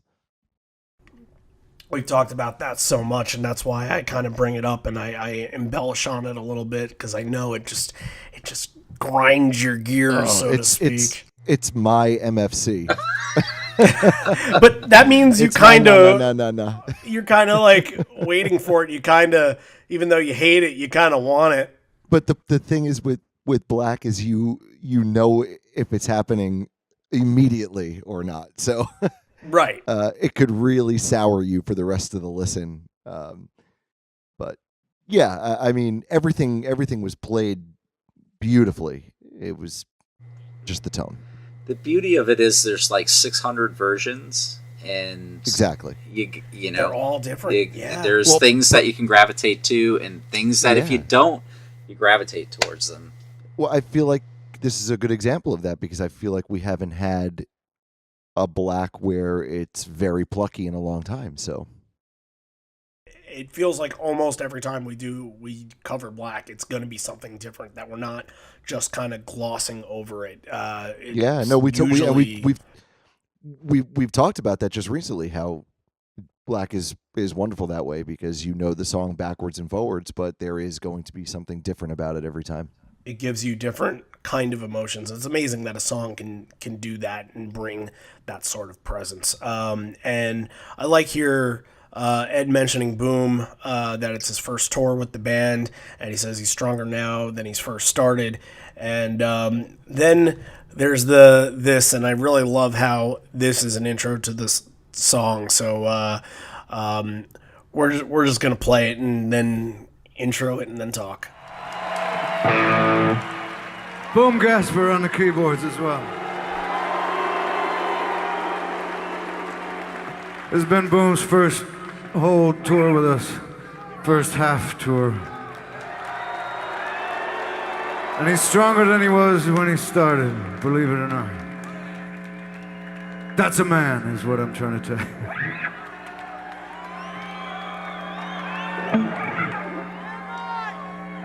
I interrupted Stone. He was about to say.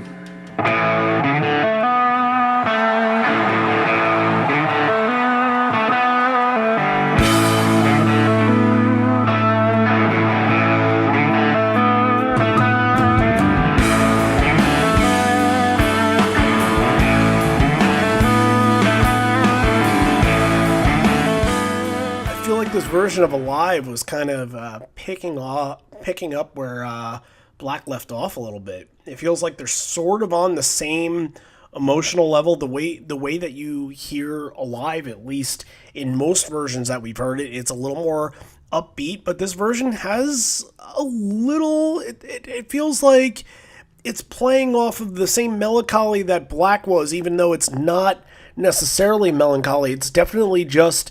It's a step down from the pacing that normalizes the song. So 100%. Yeah, and also another thing that was like at this time, it was almost impossible to catch these songs on the same night. Super rare. And Black and Alive. Yeah, and super rare Wow. to catch them back to back on the same night. These were like a trade-off song. Like if Black was played one night, you'd catch Alive the other night. And that just was what was going on at that time. So to play them back to back, and you look at the whole of the set, this was kind of like, hey, we're gonna blast out all of the chart topping. This is, you know, the number one type of experience that we've got. And the one thing that I see about this one is it was the crowd was pumped. There was a couple of times where Mike tried to amp it up just a little bit more, and the band couldn't just jive with where he was going. He was trying. He was like, this is that time where I want it to be an 8-minute version of Alive. And they were like, no, we're just going to keep it in tempo and finish this set off. You know what? The band was right for doing that. I have to side on the band with this, even though 100 times out of 100 Mike is right.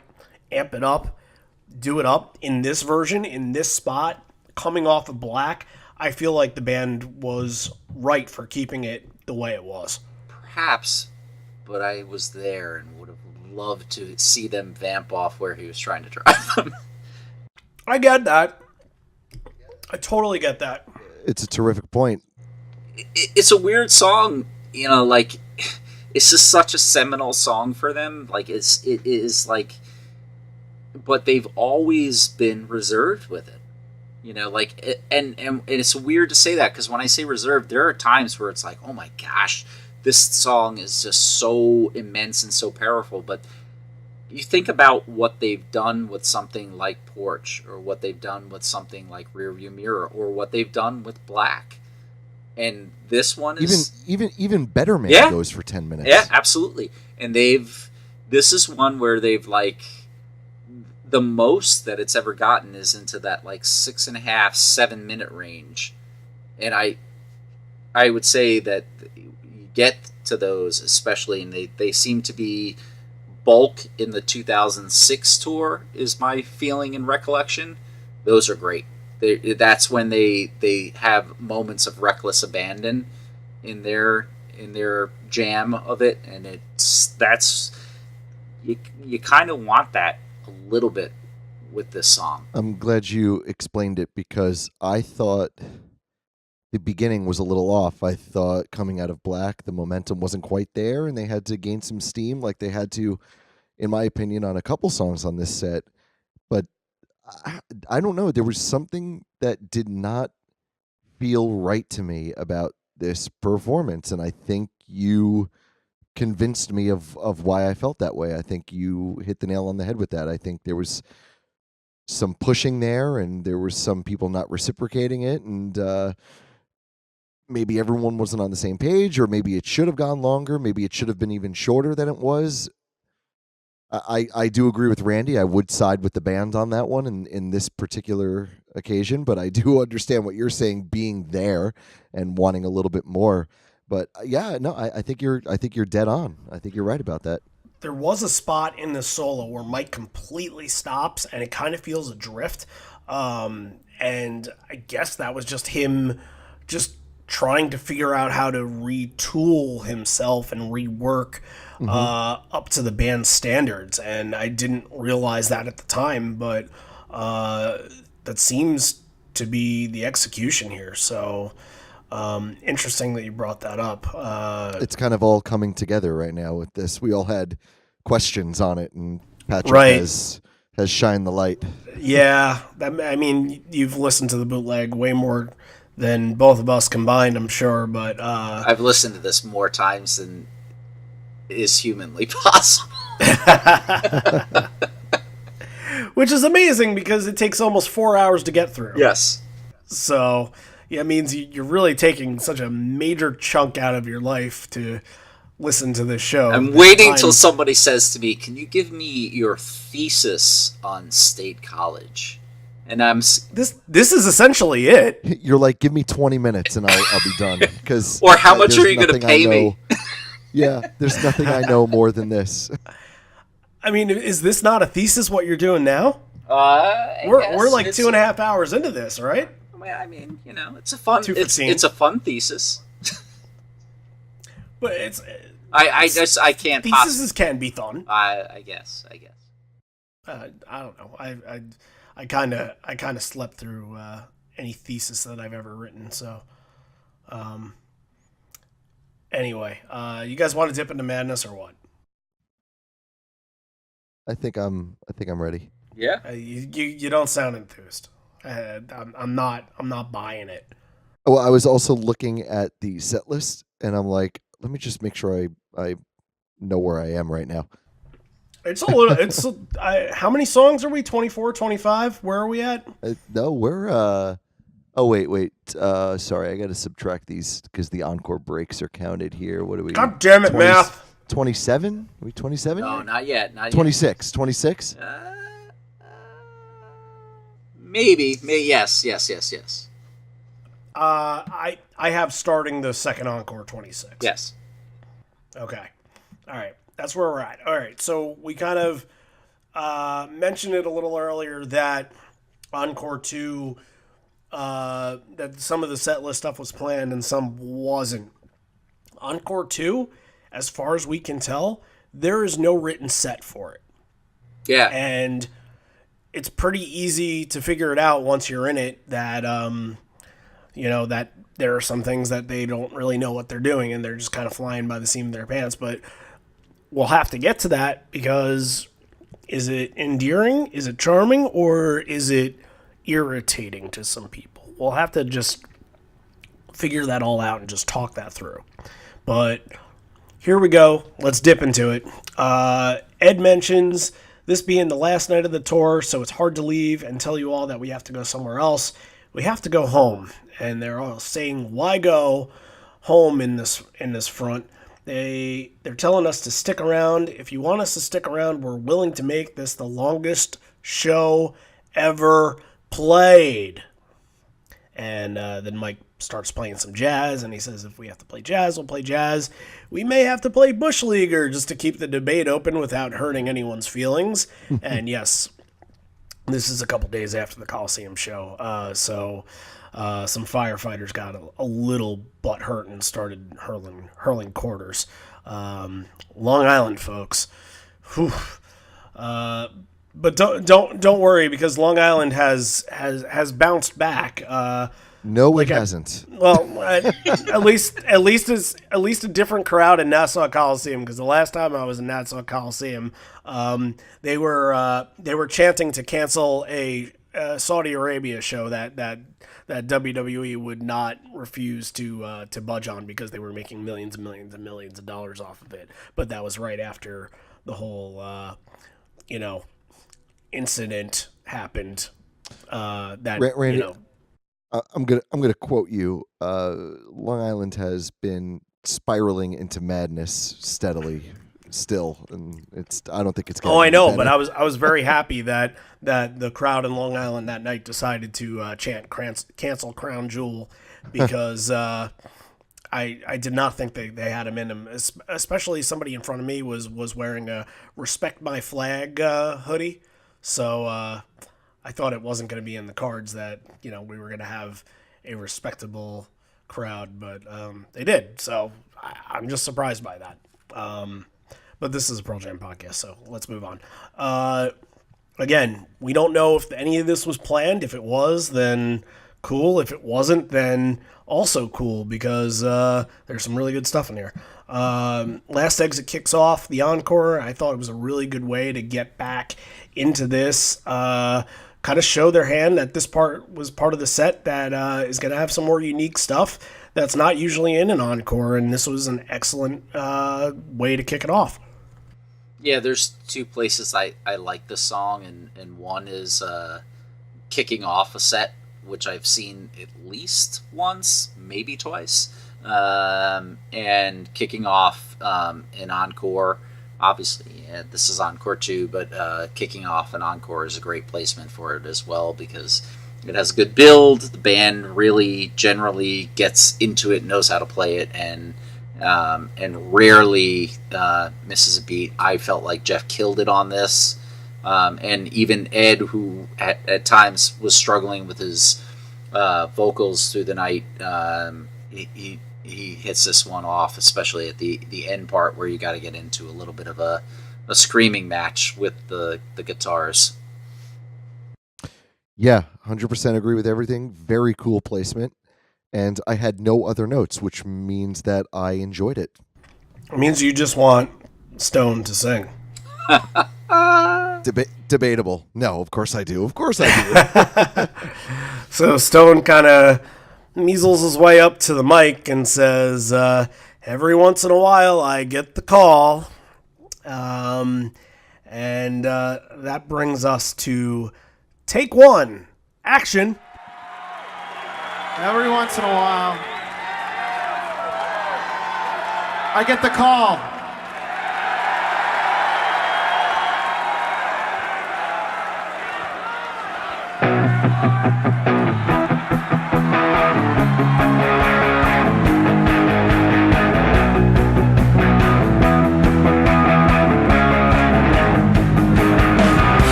Are you guys ready for me to try this again? So you're bringing in the reliever here, and apparently he didn't warm up in the bullpen. Oops. This was at least like kind of fun and carefree, though. That's kind of, it's Stone, and they don't seem like they're upset about it. They're all kind of laughing, and they're all, Stone goes back to the microphone and asks, "Are you ready for me to try this again?" So I felt like he took one for the team a little bit there. I mean, it was like, he was ready to go. I mean, he's got his. Oh, this isn't Stone's fault. No. Yeah, I mean this was like the rest of the band was like. I mean, come on. I mean, you've been on tour now for like 55 odd dates, or I mean less than that at this point. 35, 40 dates. I mean, support your man. Be ready to go. He was ready. Maybe this isn't Stone not warming up in the bullpen. Maybe this is Stone warmed up. Exactly. But first pitch was an error on the shortstop. Exactly. So, There you go. The unfortunate thing is, yeah, it wasn't Stone's fault, but it sucks that he's the one that's got to look like the boob. You know, of course, that's what happens to Stone. Stone's made out to be the boob. Which is funny because one time he did show his boobs. He did show his boobs. Exactly, tie-in right there. Yeah, I mean, we don't really take this one that seriously anyway, but it's always fun to see. But I mentioned earlier about the mix of this show where I thought the guitars were too loud. Where the fuck did Matt go? The next few songs, there is almost no drums. It sounded like he's playing this like tambourine kind of thing. I don't know if he was playing the tambourine or if somebody else was, but I think it might have been him. No, but Ed had tambourine out most of the night. Yeah. The problem is for the next couple songs, I thought the drums in the mix were so low. I wrote down, it sounds like he dropped his sticks and he was playing with his hands. It was so strange. I'm like, I don't know, listen to Mankind again, and you're going to be like, wow, there's no drums in this song. We just did take one, so now I'll play director again. So take two, action.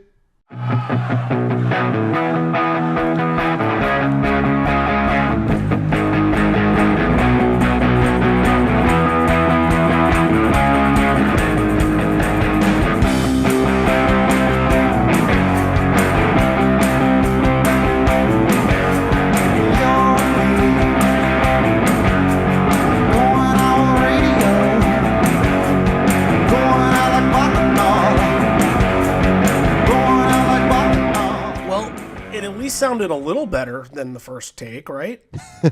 Well, it was a song this time, I guess. It's a song.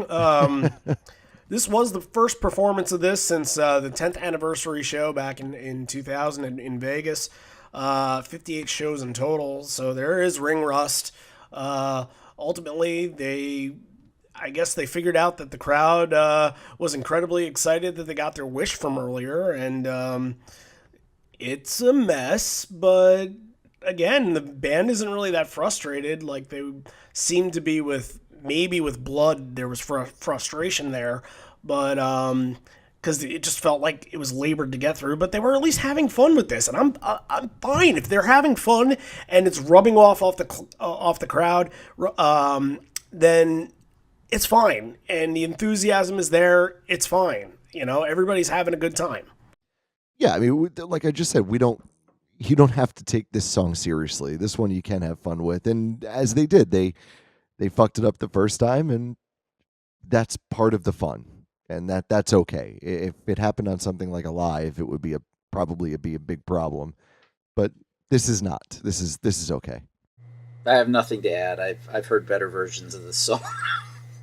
Of course. Have you? Oh yeah. Although, have you? Oh yeah, no. I've been to several shows where they played this, and it was like, all right, it was on, and everybody was ready. This was one Drinking where Ovaltine. Yeah, no. This was one where they were like, hey, let's do something completely different. We haven't done it, and Stone was like, okay, I'll sing because they said Stone sing. I was going to say if you were going to say you hadn't heard better versions of the song, I was going to be very upset for you. So I'm glad about you to said say you this did. is never a perfect song. There's always No, something that's just it either doesn't Stone matter. is a little off or When or the band is a little. There's just always something with it. Can we just say real quick too? This is not a song where there should be this many problems with it all the time. No, it's fairly simple. I really don't understand. Perhaps the only thing I'll add is it's a weird time signature. It's a weird chord progression. It's weird for him to be singing over the chord progression. And also that they played it a little bit when Jack was in the band. And it just adds an element of difference to it. I just don't know that they've ever been able to figure out how to hit it as best as they could. So there's a couple of times in 96 where it's at least tight and interesting, a couple of times in 98, and there's one or two when they play it since then where it's like, oh yeah, that does it justice. But it's one of those songs where they don't play it quite enough to be on top of it. I just think maybe they don't really care, including Stone, and he goes, "Yeah, I'll do it, but I don't want to hear this for another year." Yeah, that sounds about right. That could be true. It's his baby, though. I mean, he should be proud of it, and when they do give him the chance to sing, he should kind of be like, "Oh boy, they're giving me a shot." After Mankind here, the crowd starts chanting for what, Matt? That's right. Sorry, I forgot to write that down. Yeah, this is we got some hunters in the crowd here. And Ed is right on the money. He is. Crowd chants Dirty Frank, and Ed says, "That's disgusting." Because it is, because the fucking bus driver and whatever happened with that. So, the next song is a B-side that should be an A-side. Yes. Loved that validation from Eddie there. Loved it. How many times do we have to say that Down could have easily have been on Riot Act over 6 of those songs? Although I still think it probably wouldn't have fit on the album, but I would rather it be an album song than not. It would have fit itself. I think there's a place that you can fit it. I'm not entirely sure that it's... I am so conflicted by it. I'm not entirely sure that there's 6 songs that it could replace, but the one thing that I will say about this one was it was incredible to hear it live, and I'm glad to have heard it live a couple of times, and they just sounded full, big, and into it, and it's just a good song to carry in the environment that they play in. They attack it well. We are talking about Down, by the way. Oh, I thought that was okay. Yeah, I don't know if we actually said it. Oh, yeah, the 311 song, right? Yep. Sure. Exactly. Okay. Exactly. Some. I don't even always been down. Yeah. I know. This in the second encore, it feels really unique because this is only the 10th time that it was ever played. So I'm sure people like you, Patrick, are all for it and know the song and they're diggers and they've heard it from trading tapes at the time and the Save You B-side or I Am Mine B-side. I can't remember the single. I can't remember off the top of my head, but the thing that just astounded me is that they actually, how often they were playing it. I mean, like you say, like 10th time at that point, 10th time of, maybe this was including Australia, Japan. This was what, the 35th, 40th show-ish, something along those lines. And you could just tell they were feeling it and loving it and feeling like, hey, we can do something with the song. They didn't quite know where it fit on Riot Act, which is why it became a B-side, but there was something about it that they really, as a band, enjoyed going after. I always see it as, it's like if Lost Dogs had a single, it would be this. Mm-hmm. It definitely is a single. It was played in the encore at Uniondale. It was the I Am Mine single, and everything about this song is fantastic. And not this version. I'm just saying this song. It's great, and I still don't think it would have fit on Riot Act. But like I said, I would rather have it be an album song. And now getting to this version, yes, it was a good version. Here is coming up next. Here's a great moment in this night that I think really gets talked about afterwards. All right. This is always a song that has a place in the encore, and this Better Man is one of the highly lauded versions of this song that you could find. Crowd participation in the first chorus is it is top notch. The version is really less about Better Man, though, which sounds great. Better Man sounds great. It sounds awesome. It's about the tag. It's about Save It for Later. And it's a song that usually when you get it in the tag,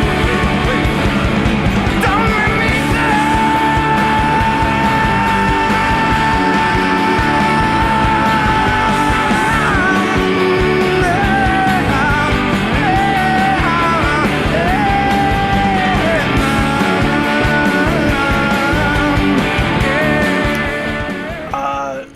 I love this. If I could marry a song, I would. This would be a suitorette. One of them, out of like 50 that I would have to choose from and give roses to and stuff. So, please share something so I don't make this more awkward than it can be. I was gonna let you keep going. I know you were. That's why I had to change the conversation. I think This is I said this the last time we all spoke. This was a song that it took me a long time to embrace live because for a variety of reasons.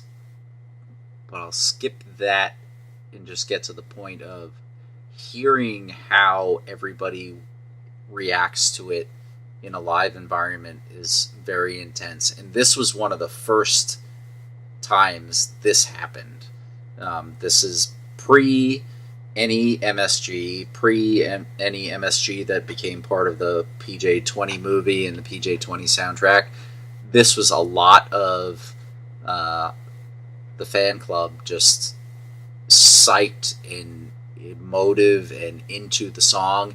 And I loved the little bit of the beginning when Ed was like, I'm just going to play with you a little bit and hold off before I get into the big part of the first verse. So he just teases everybody and holds them for a little bit because everybody wants to sing and drive the song. And he's like, but wait, I'm in control. and that's something he normally does now. So that you're saying that back then, this could have been something he just started to do. I think he just started to do it, and also this is the beginning of the crowd reaction being this intense. That there was portions of the crowd in '98 and 2000 that started this, but this was my recollection of the very beginning of people being intense about Better Man Live. Okay. I agree that the crowd is great. And the tag was amazing. I think it's way too long. I think the crowd carries a lot of the band. I think the actual performance of the song by the band was extremely par for the course. And going back on it being very long, I thought there was a lot of parts there's a lot of parts in this solo that I didn't like. That the way they played some stuff, the way they broke some stuff down, didn't need to be there. Could have been shortened. Yeah, this was good for the tag and the crowd. I wasn't super impressed by the meat of the song though. I will say that I think that there is just such a high point in this tag where, they're doing that don't run away, don't run away, don't run away, run away, and that part, that build to the don't let me die, like, it's so powerful in this version, and you can sort of feel it reverberate throughout your ears, listening to it in a non-live environment. I can just imagine, having heard this version, this song a million times, and knowing how powerful it can be. This one sounds like it is absolutely one of the best that it possibly that has possibly ever happened. Yeah, It's up there. but I want to see if I could be more specific with you on that. And for me, that it's specifically the tag though, because I think in the jam and the solo area, there's like a good 3 or 4 minutes that could be cut out. I think there's a lot going on, and there's some parts that just aren't that interesting, and kind of took a little bit of a dive for me and then comes back up. If this version was streamlined just a little bit and just a little shorter, yeah, I'd be right there with you, as more of a whole song instead of me just really liking the tag, because the rest of it was just, it was okay for me. You have no soul.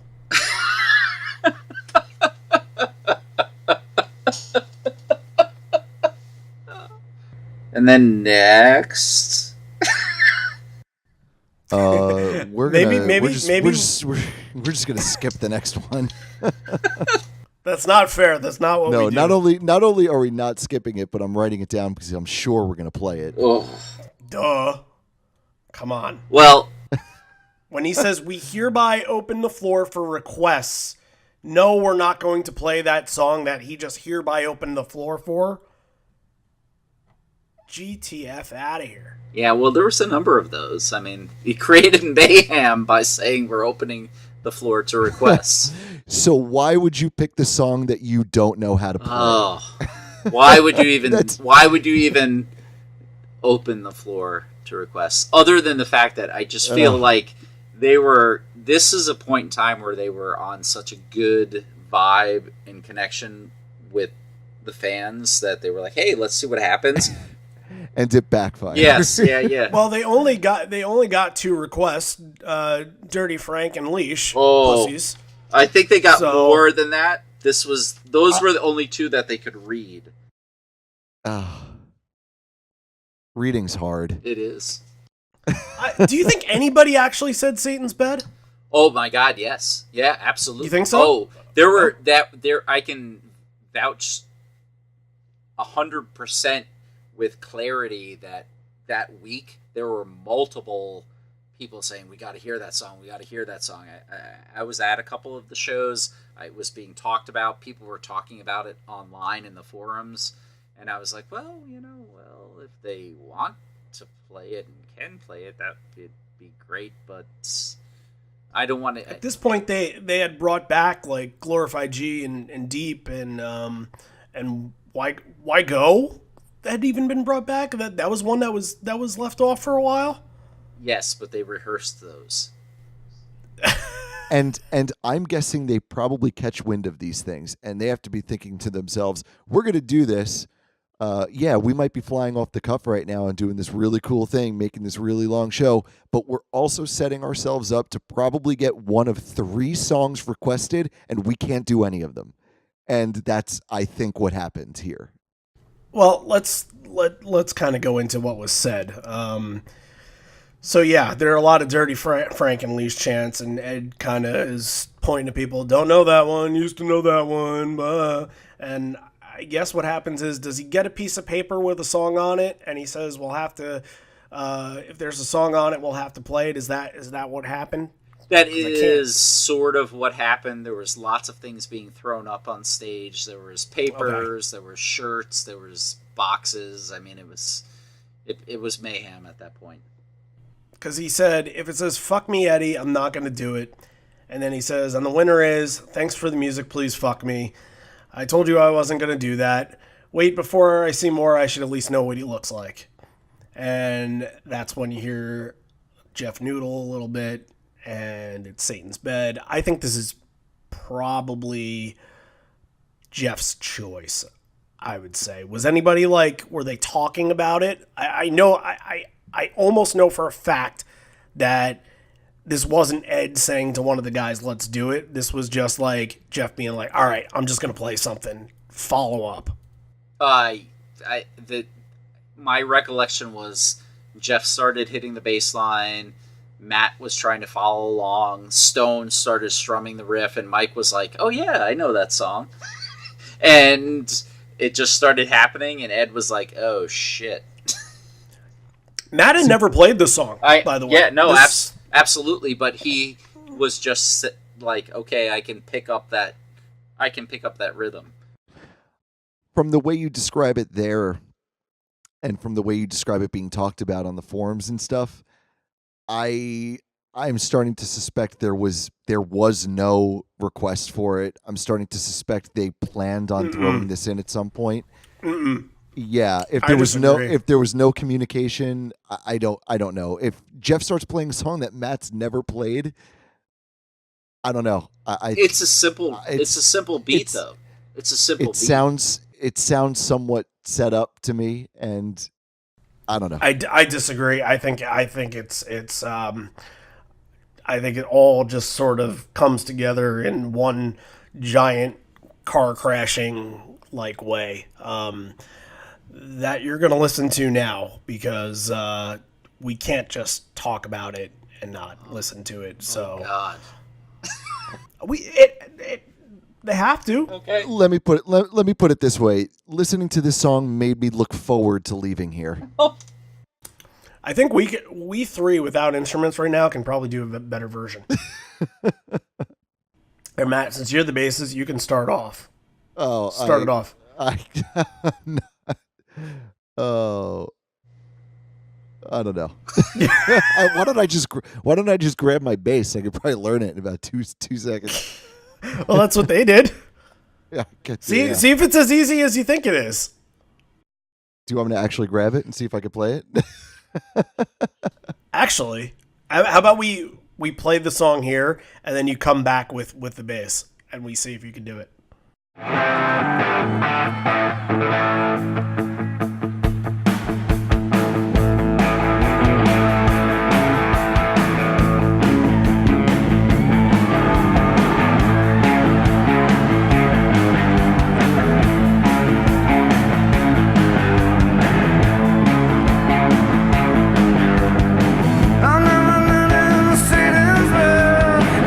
know I never had that shit don't come on.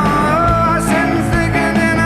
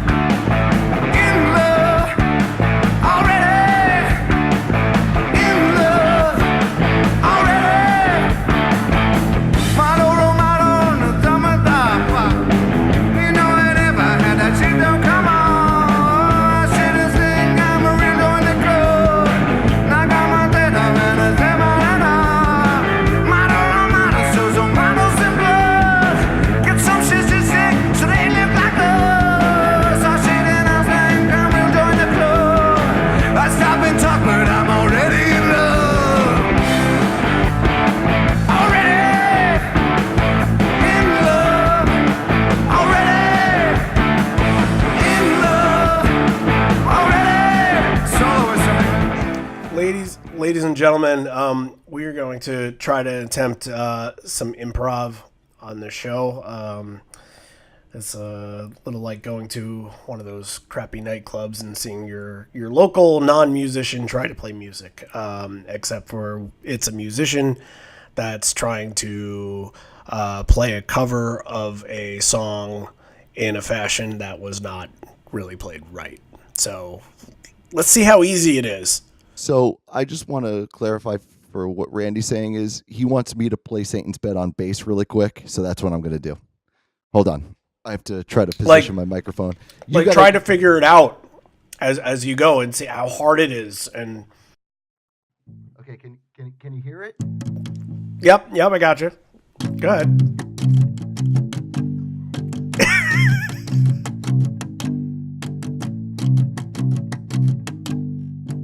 I'm done. I think that was the riff. See, it ain't that easy. I just did it. But it still took you time. You didn't write the song. I don't know. It took me 3.5 seconds. So the reason why you're hearing it here, and yes, it sounds like shit, but it's allowed to sound like shit when you're playing it off the cuff and your drummer doesn't know it and your singer obviously doesn't know it. So your only person that really knows it is your crowd and your bassist, sort of.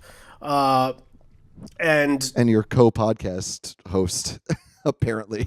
I got to put my bass down now. Hold on. And your guest, because the best thing about this is the next time they actually play this song and play it pretty decently, I was there. Of course you were. Crazy Mary opening 2 times. Yeah, they wait until it was a Friday night in Albany during the Avocado tour, and they bust out Satan's Bed. They did Satan's Bed. Wasn't that the night they busted out Rats? Yep. Yes, it was. Oh. It was. That's pretty good. I rolled the dice. Got some stats here. I rolled the dice on that one, and at some point in time in the near future, that would be a good one to peruse. Albany? Yeah. All right. Well, I haven't thought about Albany, but we can talk about it. 222 show absence. So yeah, there's going to be a ring rust when you don't rehearse it. I'm sure it sounded better in Albany. Next week when we're doing Hartford 2010, it's going to sound pretty damn good. So yeah. Randy, you're making all the points like word for word as to why it should never have been played, though. Ring rust. Your band doesn't know it. 200 and something odd times it hasn't been played. There is no reason why this should have been brought out on this stage this night. Yeah, there is.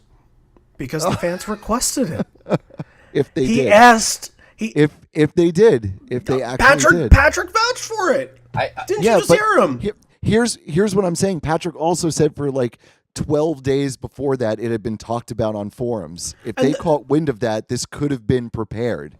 It could have looked like it was an on-the-spot thing. I don't know. You can't say it wasn't, and I can't say it was. Maybe Jeff knew. Maybe Jeff knew, and maybe Jeff was keeping it.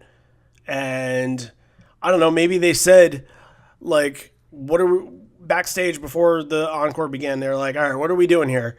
And they said, you know what? Let's just kind of wing it. Let's do something we haven't done in a while. And they're like, ah, shit. All right, what is it going to be? And Jeff was like, well, kind of follow my lead. I don't know. I don't fucking know. I wasn't there. It's kind of funny. The only thing I can forgive them on this is they went on the tightrope. They were like, let's walk the tightrope. And even though they fell, they had no sense of embarrassment of saying, we're releasing this, not just to anyone who wants to buy it via the fan club. This was one of their official releases, and they said, take it. So I forgive them that, in that they said, hey, sometimes we hit the mark, and sometimes maybe we don't, and we're not afraid of that. But I don't know. That doesn't really hold a lot of weight for me. I don't think they have anything to be embarrassed for. You're right. They don't. And no, I'm not giving them a pass. Fun on stage. Yeah, that's what I'm saying. Like, I'm not giving them a pass. Like, oh, just do whatever you want. But They tried something. It was not good. I was there. I witnessed it, and it was like, what is happening right now? Yeah. Oh, listen, they if they weren't embarrassed by it, that's fine. They could have decided after to take this off. This didn't have to go on an official release. Exactly. You could take it off. They just didn't care about it, obviously. And no, they cared. They wanted people to get the purest form of that night possible. That's how I'm seeing it. Even though there has been shows that they have cut stuff off. I cannot make any type of excuse or reasoning for this. It's terrible. It's horrible. My only one is that the fans got something completely different. It was just, and you know what? Like, people wrote in and they said, and look, the first time I heard it, I'm like, what is this trash? Why are they doing this? I was in the same boat. And sometimes you just talk to people and you realize why they like certain things. And you realize, like, you know, they're not musically inclined. They just like the band and they enjoy the band for what it is and who they are. And this was just maybe just fun to them that they were able to kind of take a chance. Yeah, it was a real shitty chance. Yeah, it was a real shitty moment in a way. But sometimes you can make stuff that sucks into fucking gold. And that's kind of how I see this. They sucked so hard at it that it worked. No. No. Yeah, I can't agree to any of that. I cannot. I can give them the fact that they are willing to show their warts. That I'm totally fine with, because they were like, hey, you know what? We did something and it happened. I'd hesitate to go. There's not a medal that I could find that should be adorned on this. This was a catastrophe of a song. Yeah, I think if I had this as a stat, I would. The band might not be embarrassed of it, but I might be. All right. I don't find the charm in it. All right. I find the effort in it, and yet, if you're going to make the effort, you should be prepared for the effort. Yeah, see, I really can't even go that far. I think the effort is very irresponsible. I can respect that.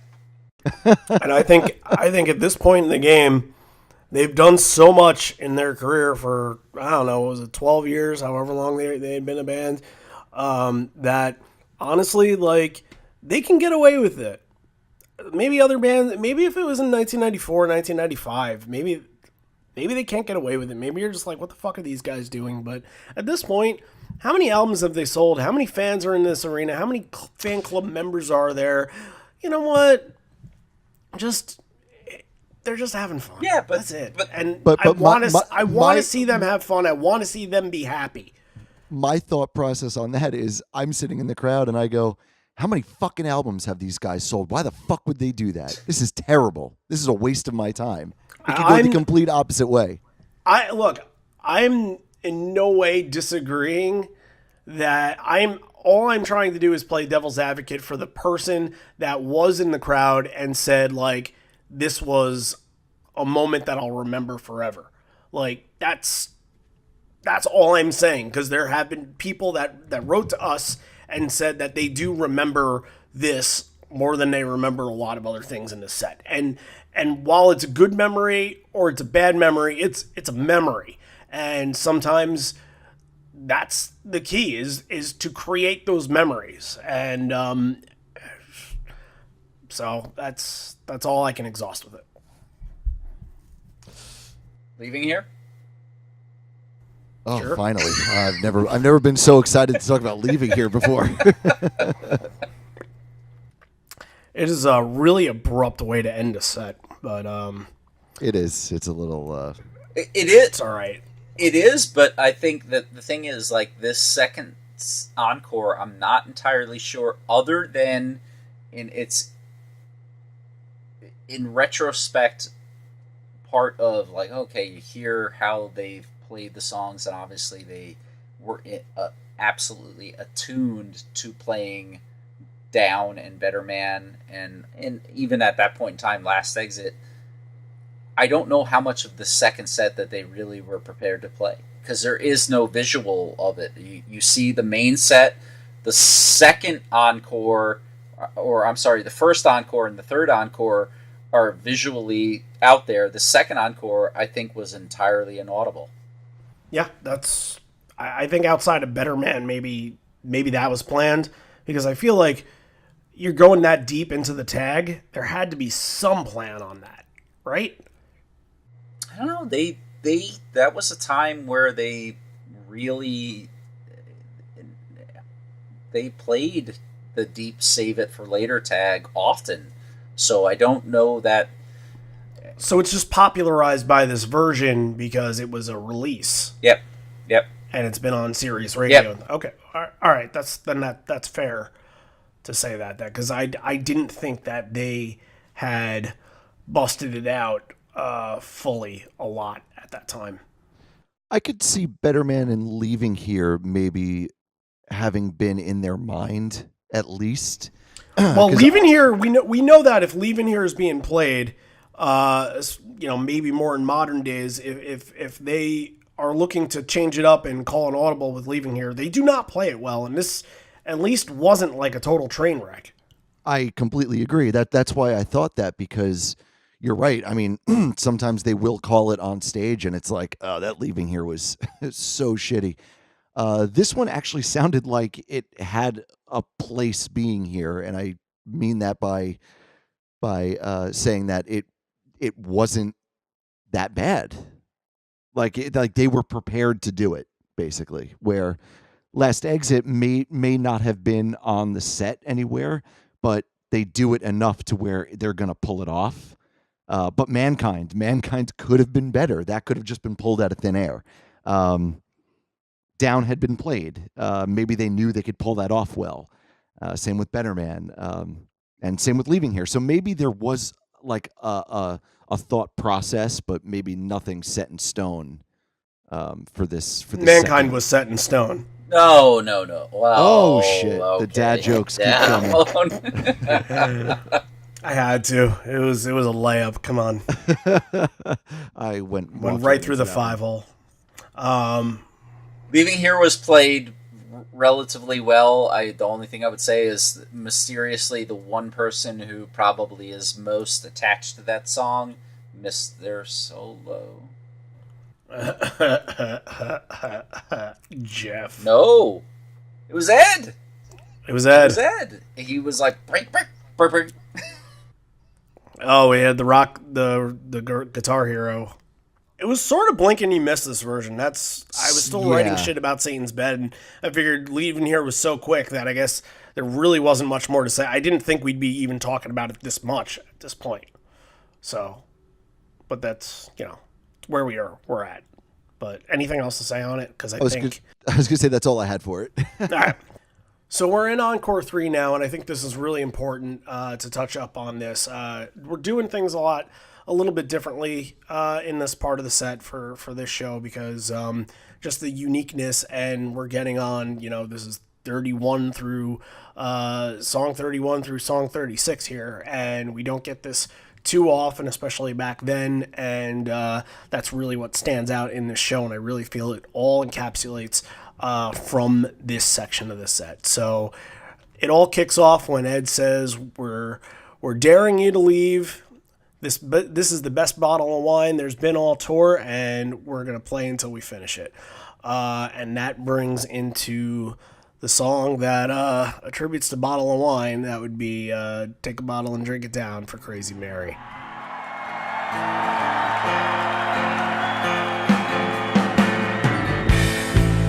Down a long dirt road, past the Parsons place, the old blue car we used to race, a little country store with a sign tacked to the side, said no Loiteringa line. Underneath that sign congregated quite a crowd. Take a bottle, drink it down, pass it around. Yeah, take a bottle, drink it down, pass it around. Pass it down. Take a bottle, drink it down, pass it down, pass it down, oh, pass it around. So after Crazy Mary, you get Not Another Riffy Porch. This is 10 minutes of Wild Mike and the Shred Machine doing business, a little War Pigs here and there. Let's just, again, hear another little snippet of it.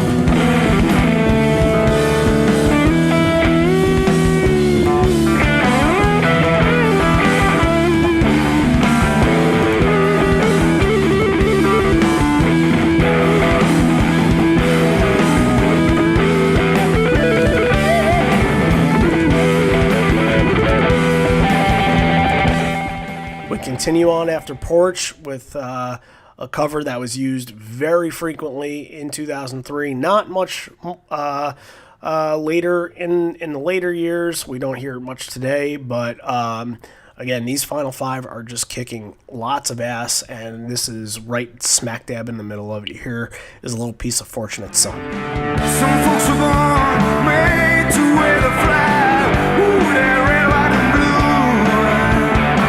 And when they play down to the chief, oh, they point the cannons at you. It ain't me, it ain't me. I know that it's on there. Oh, it ain't me, I know Fortunate Son.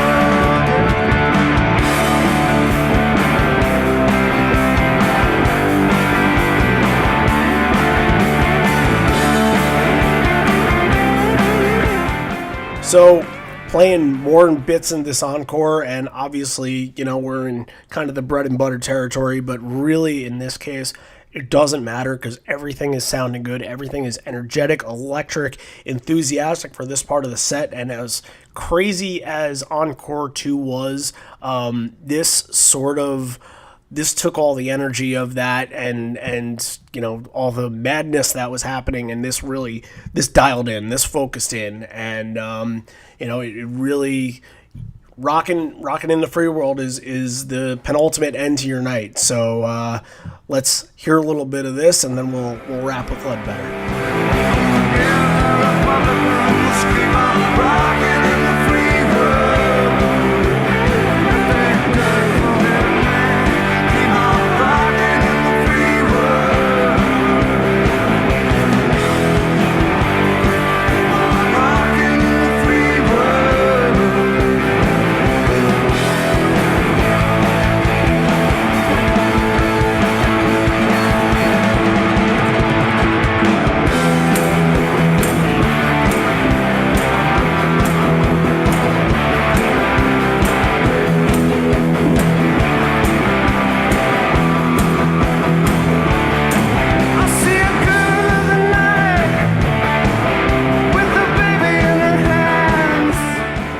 So they come back from rockin'. They thank the band Sparta, and Ed mentions a guy named Sarge from the lighting crew who's in the reserves, and he was sent to get a special ops guy out, and he said it's been an interesting tour finding out what people's feelings are, but getting it all out and talking about it has been a positive thing, and that goes directly into Ledbetter, which at this point in the tour, they had been changing a lot of lyrics to in order to sort of support their feelings on what was going on in the war. So let's hear a little piece of that. See them on a wayside letter.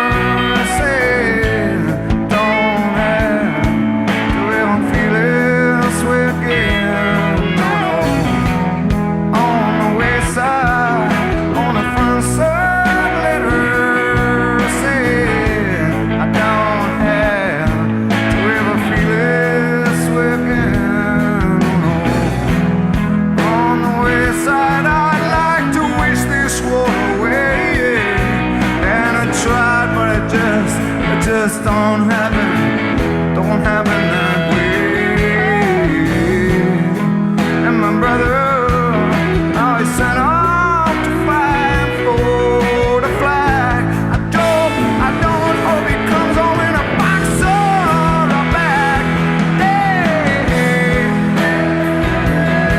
can you see them? So something we haven't done often, we played a piece of every song in this encore to sort of end the night. Kind of a cool way to do it. And now we can talk about it. Starting with Crazy Mary. This is just really, to kick off a set like this is really the mind explosion with Boom and Mike, and this late in the night that everybody's just still cranking it out.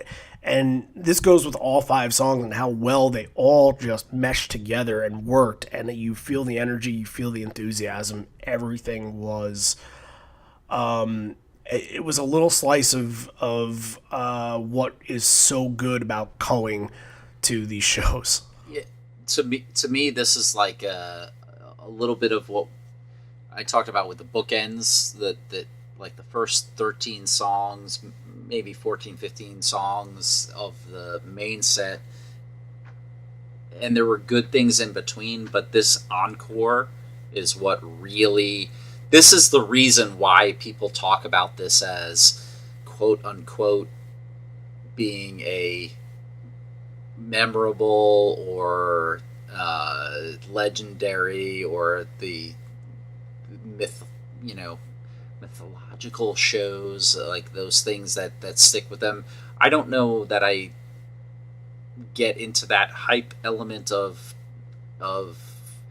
what makes it that spectacular, as much as if you look at it and you just look at the pieces and components of it, and you can strip out some of the things that aren't perfect. The beginning, main set, to the encore, and if you look at those, they just bookend this great night of a great week of a great tour. Yeah, I agree with the bookends. I was a little worried at first because this was, I think, my 4th or 5th example of a song starting out where there wasn't a lot of passion. I was getting no heart or passion from the beginning of Crazy Mary, and it got there though, and that turned into a running theme for me for a lot of songs on this set. I guess they just needed some build-up time, and the songs eventually got there, but it got me worried. I said, okay, we got Porch. What's that going to sound like? Fortunate Son. I've never had a bad thing to say about Pearl Jam doing Fortunate Son unless they have certain people guest singing on it, which I don't care for. Rockin' in Yellow of Yellow Ledbetter, of course, we've heard it a million times, but sometimes you have shows that's where those songs really fit. And I'm saying this could be a real kick-ass like Encore 3 here that can really wrap up this long and sometimes good, sometimes strange night. And but it turned out great. They got there with Crazy Mary. They had great chemistry in the end, and they basically rode it all the way out to Ledbetter. How I envisioned this, aside from a little talking in between Rockin' and Ledbetter there, this sort of feels like this encore is sort of a 25-minute, I'm going to guess that's how long it took. It was longer than that. Was it longer than that? Rockin' in the Free World is like 11 minutes by itself. With the Crazy Mary was like 10 minutes. All right, so I think maybe Porch about is 40 minutes. Yeah, it's long. Yeah, the entire third encore, between actual music played and some of Ed's talking, is about 45 to 50 minutes. Jesus Christ. I didn't even realize that. It felt like it flew when I was covering it yesterday. Wow. I kind of think it's kind of like a 45-minute or 50-minute medley. That's what it sounds like to me. Every song, it fits so well in together, and the energy is picked up from the last song and brought into the next one. And, there is no downtime. Even, in between Rockin' and Ledbetter, you have a second to just thank the crowd. But it really puts a beautiful bow on what was a just wacky wacky, crazy night. There's no other way to say it. This night was it's legendary for a lot of reasons. I mean, we toss around that word like we're throwing candy out of a parade float, but it's to get to be a legendary status, you have to talk about it years and years later. It's 16 years later to the date. We're still talking about it. We're here. We decided to do this over, 2003 shows in Little Rock, Arkansas, and, Mobile, Alabama, wherever.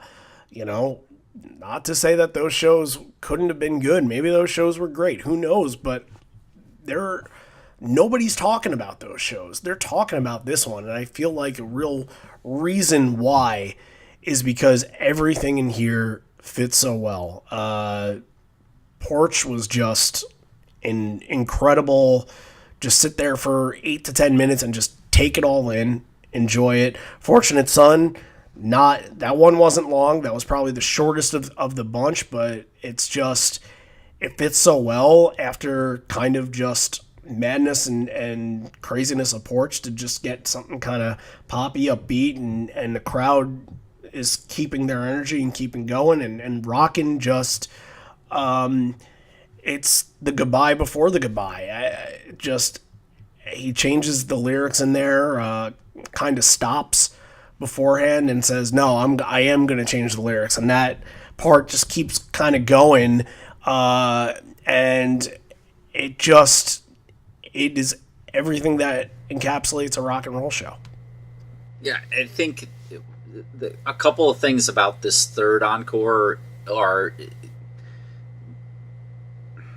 I've listened to a lot of the build-up of Crazy Mary as this tour began, but this was like, to me, amazingly, as it was the last night of the actual second leg, if you look at it in intervals completely with what they did in Australia and Japan, this being US 1, this was like the birth of Boom. And the birth of Boom... It's a really good point. The birth of Boom actually also, like, connecting with Mike. This was them with Crazy Mary. This was the first time where I experienced them being on a different level and a different plane. And that's me being in the crowd and seeing it. I think if you looked at a couple of the other nights where it was played on this tour, and even in just this week, you could find moments where you're like, oh, well, I see that happening. The one thing I'll say about Porch that I think is super valuable is this was one of the couple of times where they went out and didn't just attack it and finish it.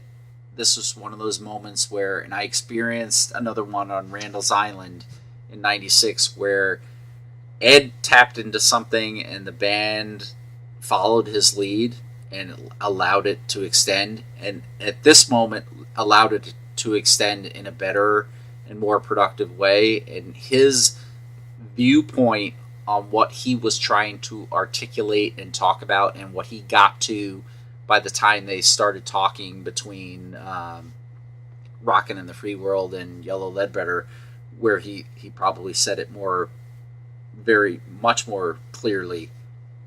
But he got to this point where he was trying to say that everybody needs to have a voice. And that's what makes this Porch kind of special, is that he was really tuned into the room and trying to tell everybody that it's not, don't feel shut down, don't feel weighed down, have a voice, speak, talk, be who you are.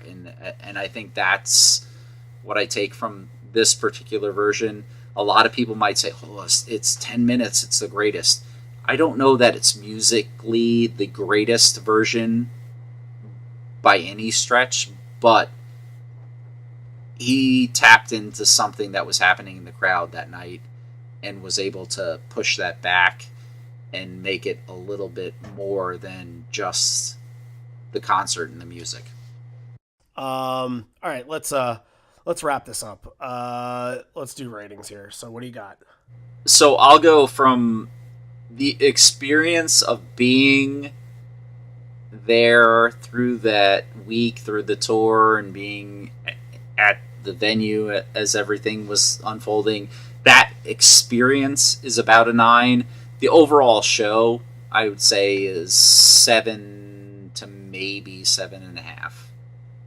I might have some unpopular opinions on it, but we mentioned that it's still a popular show and it's still talked about, and I had written down in my notes that I think maybe people might see on the surface that it is a historically long show, and they went off the cuff for an encore, and they did this really great ending encore. But I don't know if people are really, really paying attention to the performance, and it's long, but it didn't need to be. There are a lot of places where it could be streamlined, and I think a lot of things could have been cut. And even though I enjoy the history of it being a marathon of a show, you're doing 4, 5, or maybe even 6 10-minute songs. And even though I love that last encore, I don't think you need a 10-minute Rockin' in the Free World in your last encore. With an encore as stacked as it was, a 10-minute Rockin' is really long. I don't like the improvs. Satan's Bed, of course, I've voiced my opinion. And I think Eddie's solo part should have been substituted for a full band campfire type thing. I think it was tight in places. I liked that it was loose in places. I think that actually added a lot of great vibes to it. I thought there were some bad parts, and I thought there were some par for the course parts. So it's kind of really up and down for me. I got to go 6.5. All right, it's my turn. Overall, while this is a pretty historic show, and talked about show, I went into this having pretty high expectations because I usually trust the Pearl Jam person when they say something is really good and it's echoed throughout dozens and dozens of people. And I've been seeing this for years, and I've been seeing this show come up for years, and it was one of the first ones that I'm sure people requested us to do. And and it really wasn't until about a month ago that I decided, okay, sit down and listen to it and kind of just take it in and see it for what it is. And when I first listened to it, I don't know. I felt like I had to do a lot more convincing than I thought I would. I might have come off as pretty positive in places here, and it was really, a lot of it was to counteract and understand why people felt a certain way about this show and to try to defend their stance on it. And it doesn't mean that I necessarily loved it. I thought that Blood was miserable. I really thought that it was just such a poor way to close a set. And I really, now that I know that Mike was having guitar problems, yeah, it's an excuse, but I kind of still don't care because it still sounded bad. Satan's Bed, I'll go back to that. I was trying to defend people. I was trying to defend sort of why people thought that it was, a good moment. But that isn't necessarily how I really feel about it. I thought it was a train wreck, and I feel like I did say it, but I was trying to take a little bit from how the fan is thinking about this and trying to defend their side, because it feels like their side wasn't defended. So if I failed you on that aspect by lying to you in this moment, I'm sorry. I'm a dirtbag. What do you want me to say? I enjoyed this show, but it I'm not like dying to go back to it.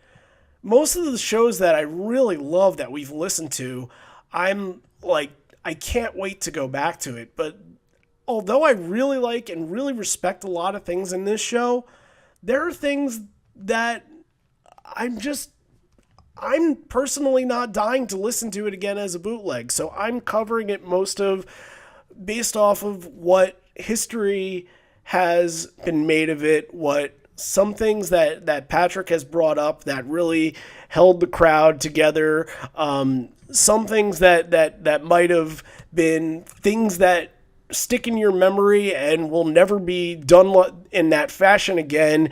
And although it's unique, it's fine. It's a fine show. I don't think it deserves more than an 8, so I'm giving it a 7.5. I think that is fairly generous, to be quite honest with you. I know I talked positive about it for most of this show, but it's fine. It just, there's nothing wrong with it. It just, I don't feel the need to go back to it, and that's why I don't want to give it an 8 or more. And it's me respecting where, the history and where the show has been and how the show has stood the test of time. But it's personally is fine, but not amazing. Bet you didn't expect me to say any of that. There's better shows from this week. Yeah, I listened to that Philly show. That Philly show is really good. It is. So. It's one of those sneaky ones. This is a fine and awesome event, and you're there, and having been there, and all the people that are there, it's extended, it's long. There's the awesome encores. It's a bookend show. The beginning of the first set is fantastic. The encore 3 is fantastic. There's points in the middle that are okay, but they're not spectacular, so it's hard to say it's a spectacular show. It's a fun show of a fun tour, and people that have been there or that adore listening to it should continue to feel that way, but it's by no means should anyone be thinking that this is the most spectacular Pearl Jam show that ever happened. I was there. It was fun, and it was a good, awesome experience. I've been to better shows. There you have it. That's it. We've done this as much justice as we can.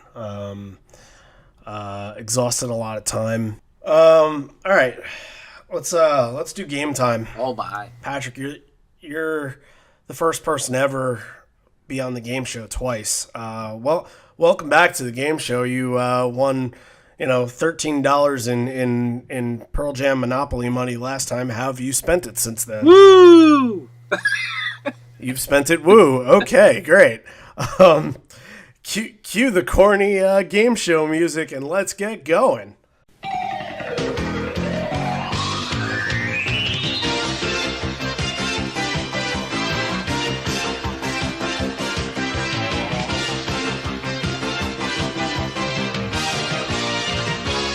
Your category in today's game show.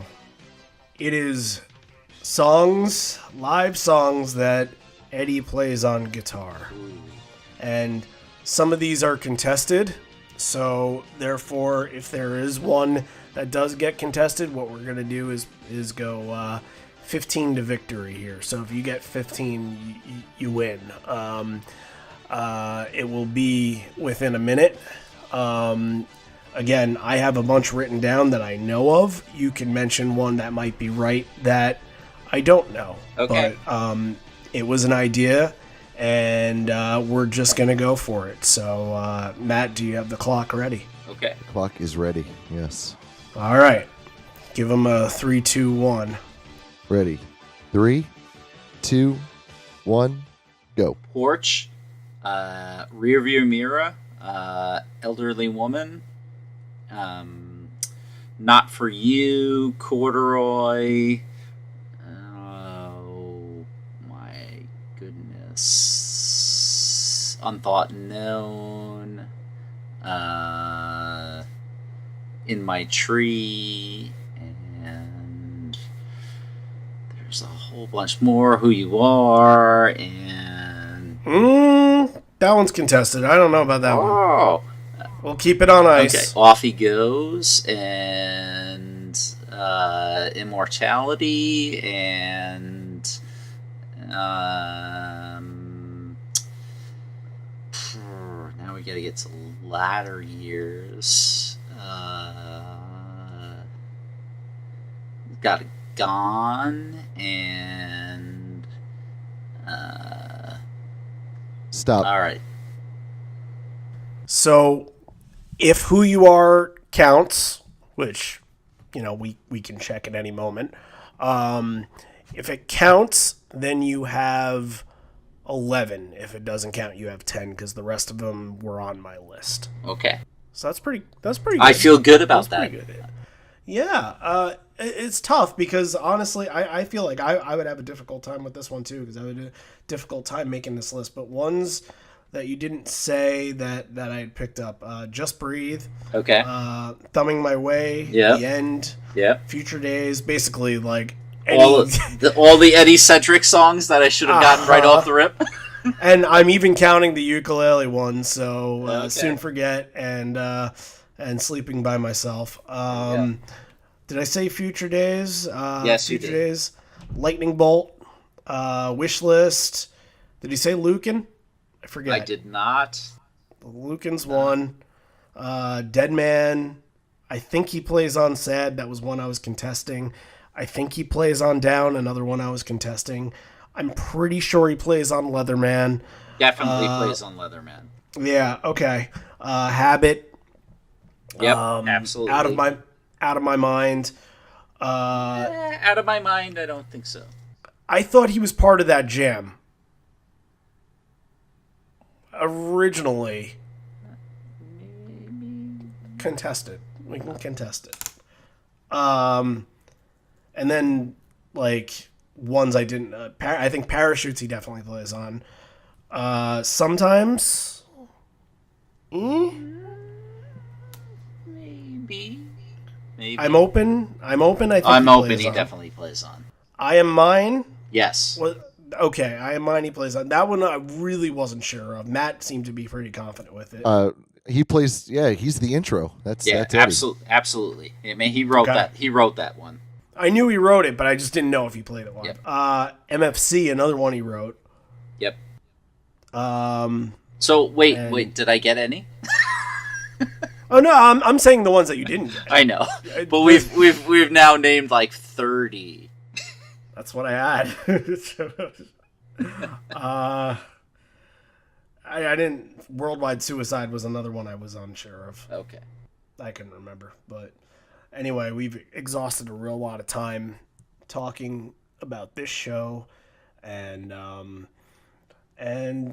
we're thank you for taking a lot of time out of your life to relive this and go through this and just and talk about this, because it's for the fans and for the band's legacy. It is important to talk about. I'm glad we did it, even if we all kind of have differing opinions on it, and even if our opinions kind of changed midway through. It's hard not to have an opinion on this show. Absolutely. I mean, no one's like, in the most unique of circumstances, people's opinions can be the same, but if they're the same just because and without any consideration, that's boring as hell, and nobody wants to be there. So it's fun to talk about.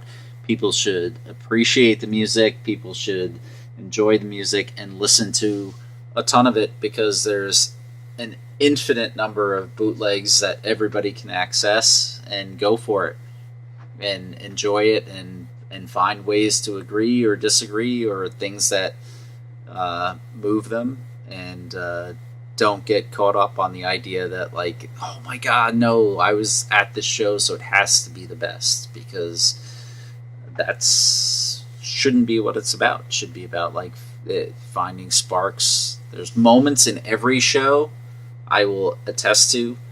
Every show I've been to has things that make you enjoy Pearl Jam's music and music as a whole.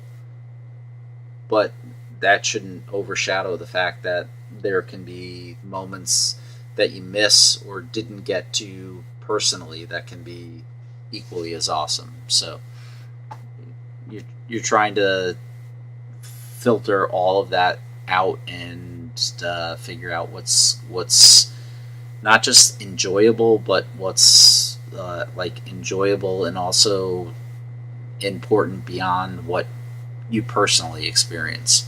Well said.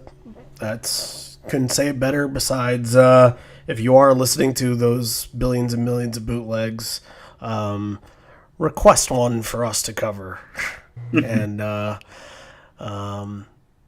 was the one that's a joke, obviously, but if you're listening, if you're taking all the time to listen to bootlegs, you might as well tell us, hey, we've been listening to all these bootlegs. Here's a good option for you. And I was gonna say it's not really that much of a joke. We'll take requests if you have them. we always take requests. we got a message today saying like, you're never gonna do this show from 1996. I'm like, how do you know that? We'll do it next week. How about? No, next week we're doing Hartford. We need to do a show I've been to at some point. True. Which the next, like, 3 are. I was gonna say I'm pretty sure we did like 3 in a row when we started the podcast. So we had to. We had to do that because it's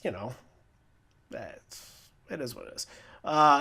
Patrick, thanks for coming on.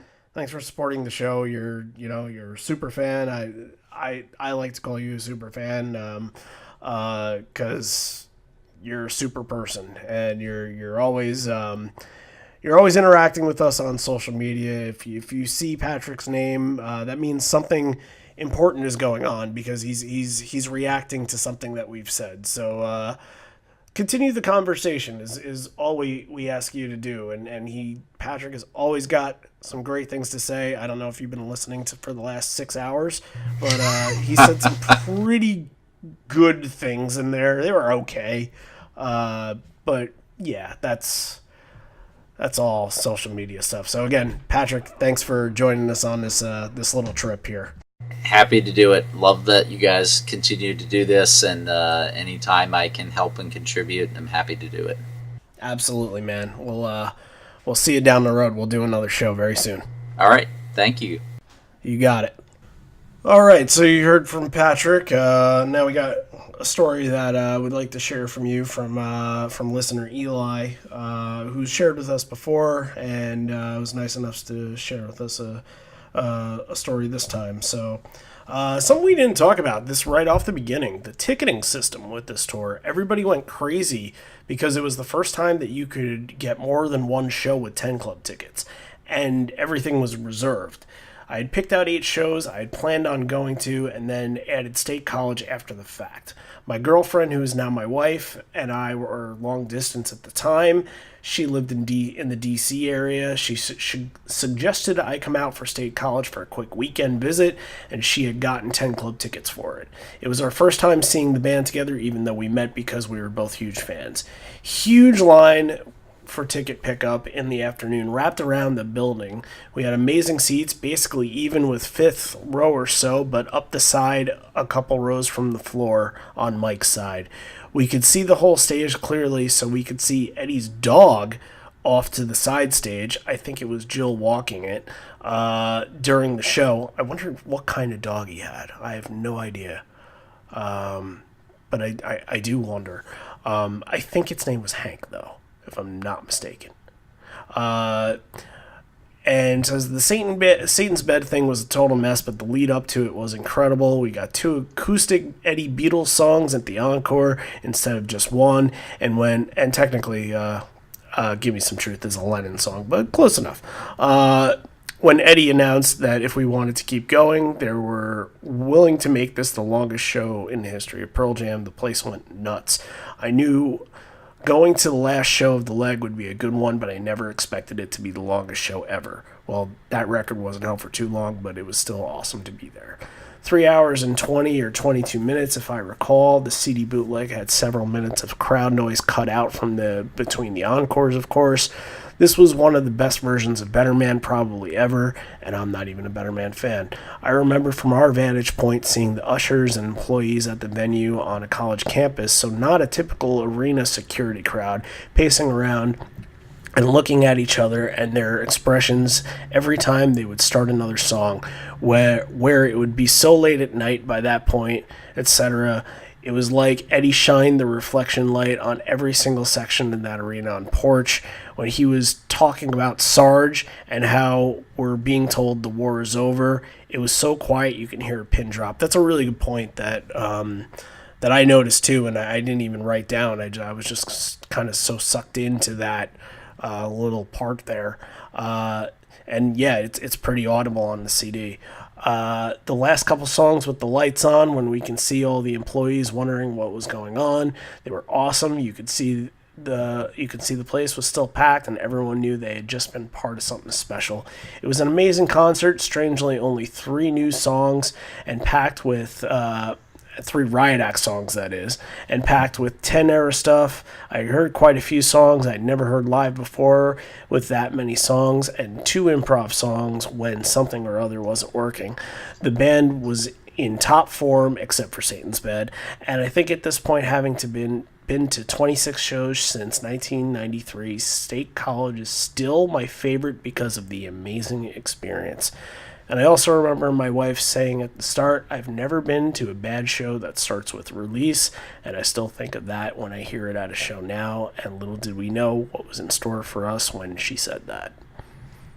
That was awesome. Thank you very much, Eli, for chiming in. Our next story is from Jason McWilliams. He writes in, "Hey guys, love the podcast, first time contributor. The State College show will always be special for me. It was my first show, and I only ended up going because I was shut out of the Spectrum shows in Philly on that same tour. So I thought, why not try and see them later at the tour in State College? It's still Pennsylvania, right? Well, after a drive that lasted over 3 hours, my buddy and I finally landed for the show. And this is also where I first encountered the fanaticism, I don't know how to say that word, that comes with following the band. The hotel we stayed at was full of fans attending the show. At check-in, I made conversation with a couple of guys who found out it was my first show, and they were genuinely excited that I was going to see them for the first time. As for the show itself, I went in not knowing what to expect since it was my first show. I was hoping to hear the hits, but also some of the songs that they were playing earlier on this leg, like Crazy Mary and Blood and Breath. When things started off with Release, I knew we were in for something special. If I remember correctly, it was also the last show of the first leg of the 2003 tour. That is correct. And the band treated the night accordingly. There was the acoustic set for the Amish that included Hide Your Love Away and a great version of Give Me Some Truth. Ed really seemed to be in the moment, and towards the end of the show, he was daring people to leave. Another moment that stands out from the night was an inebriated Ed fumbling his way through Satan's Bed. The song sounded like drunk karaoke version of itself. Still hilarious nonetheless. That's a really good way to describe that, drunk karaoke version. When the night was over and we got back to our hotel, we were greeted with smiles and high fives from the same fans that welcomed us earlier in the day. They were just as excited for me and my first show experience as I was. They told me as the show kept going on later and later that they would talk about my good fortune in choosing to come to State College to see my first show. That's when I knew that I found my tribe, and I couldn't wait to go to the next show. Thanks for taking the time to read this, and keep on rocking in the free world. Jason McWilliams from Lumberton, New Jersey.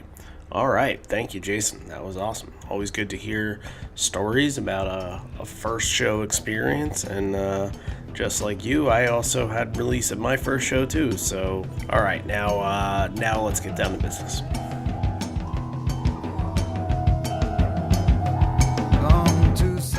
Live on Four Legs is happy to present a weekly podcast dedicated to the Pearl Jam live experience. While we try to get ourselves to as many shows as possible, we have only attended a small fraction compared to the entire live history. That's why we need your help. We want to get to know who you are. If there's a live show that you've attended that you'd like to see us cover in our program, please send us an email at liveonfourlegs, that's the number 4, liveonfourlegspodcast@gmail.com. We want to know your entire live experience. Did you once miss a flight? Get lucky in the 10 Club lottery? Catch a white whale? Your stories will help us mold this into the best podcast it could possibly be. You're already getting to know who we are. Now it's time for us to know who you are.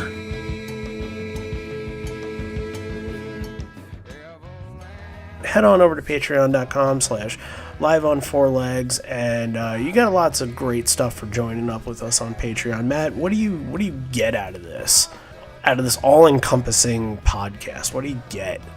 Well, if you'd like to be like Patrick, you could come on the show and talk about a Pearl Jam show that you've seen. Pearl Jam fans talking about Pearl Jam shows?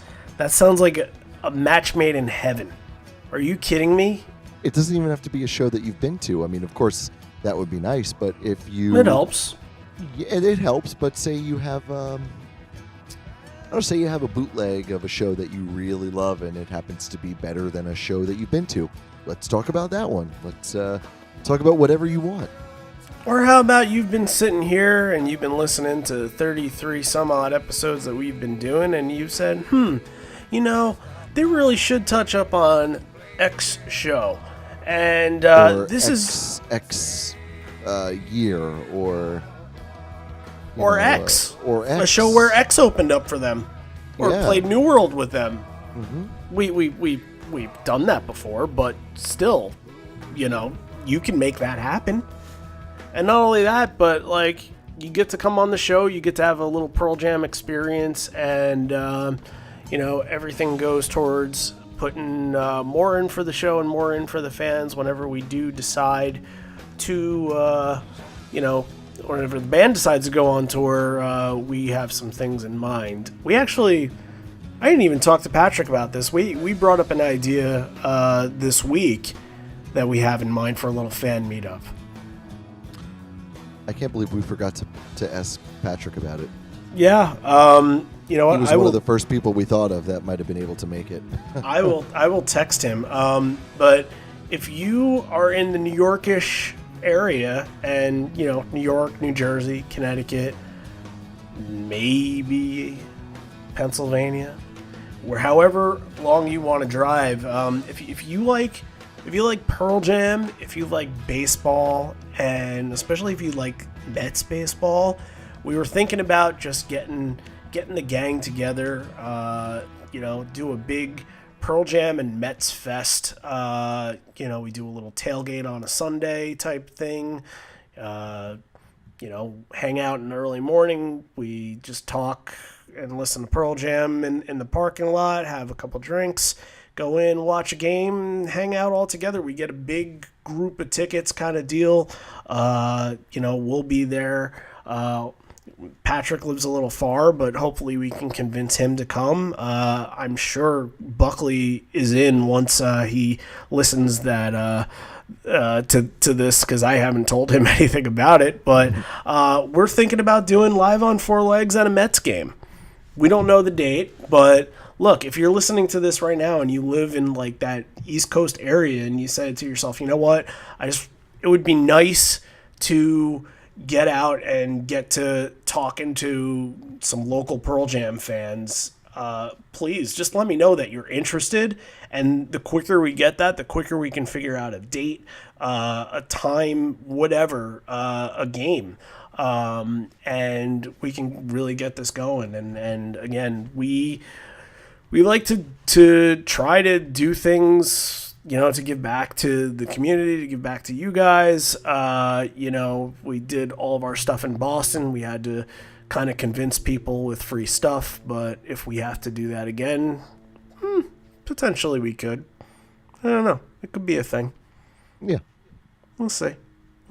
But yes, that is a potential thing that could happen. So, yeah, more on that at a later date. But yes, Patreon, for Patreon donors, hopefully your episode is there now, and if it's not, we sincerely apologize.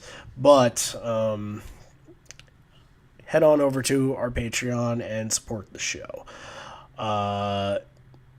Next week, we're taking a dip back in time 9 years ago, Hartford 2010. That would be the third show I ever attended.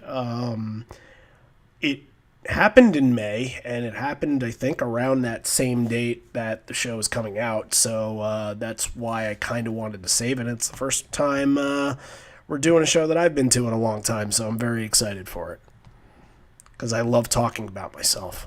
I have not looked at the set list yet, so but I know you've held this one pretty high, so I'm excited to see what it looks like. Yeah, it's probably not in my top 5 of the ones I've been to, but it's real solid. It's a real fun show. I have stories about the day, I think we're going to talk a little bit about just my relationship with religion. That has something to do with that day because of an ex who I went to that show with. It all kind of ties in together somehow. But yeah, that's my experience from the day. So I'm gonna tell that stuff. But it has a good Satan's bed. And that's your trailer right there. Well, you have to mention Van Halen. You can't do that show and not mention Van Halen. You'd be doing a total disservice. There's lots of that. The beginning was the teaser. That was the trailer, right there. That was the trailer. The trailer is just. Oh, now you're just going into spoilers, Randy. Now what? Now you're just going into spoilers. Well, we could be sitting here right now telling you what happened in Endgame, but I was just gonna say it's the same thing. All right. Anything else that you have to say that you didn't get out in 4 hours or what? No. All right then. We're thank you for joining us on this long ride. It's been long for us, and hopefully it's been good. I think when you get to this stage and this time, this is pretty late at night this is almost into the next day that we're doing this here. It does take a toll and wear on you, but you know what? The hard work and the effort that we put into this, hopefully you guys are basking in it and enjoying it, and hopefully we didn't bounce off the rails too much today. I think we tried to stay super energetic throughout the whole thing and super opinionated, and I think we at least accomplished that. So until next time, this is the end. We're here, but not for much longer. And although we may be parting ways, I miss you already, and I miss you always. We'll see you next week. Thanks for dropping by once again, and good day. Bye. We hereby open the floor for requests.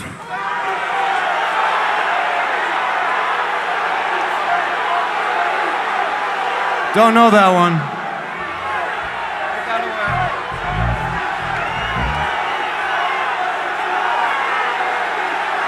Used to know that one. Put it away.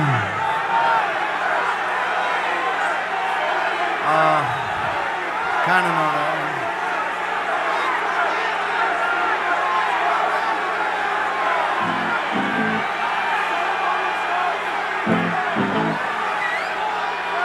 one. See, this Democratic thing can get really, really messy.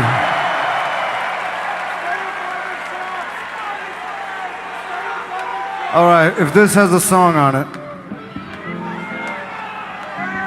we'll have to play it.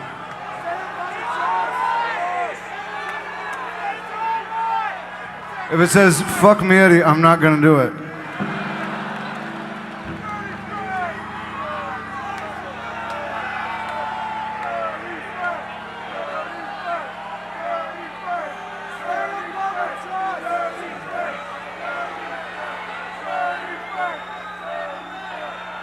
And the winner is... Thanks for the music, please fuck me. I said I wasn't gonna do that.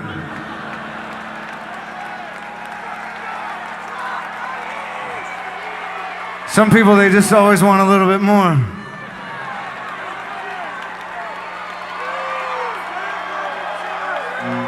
Wait, before I say no, I should see what he looks like.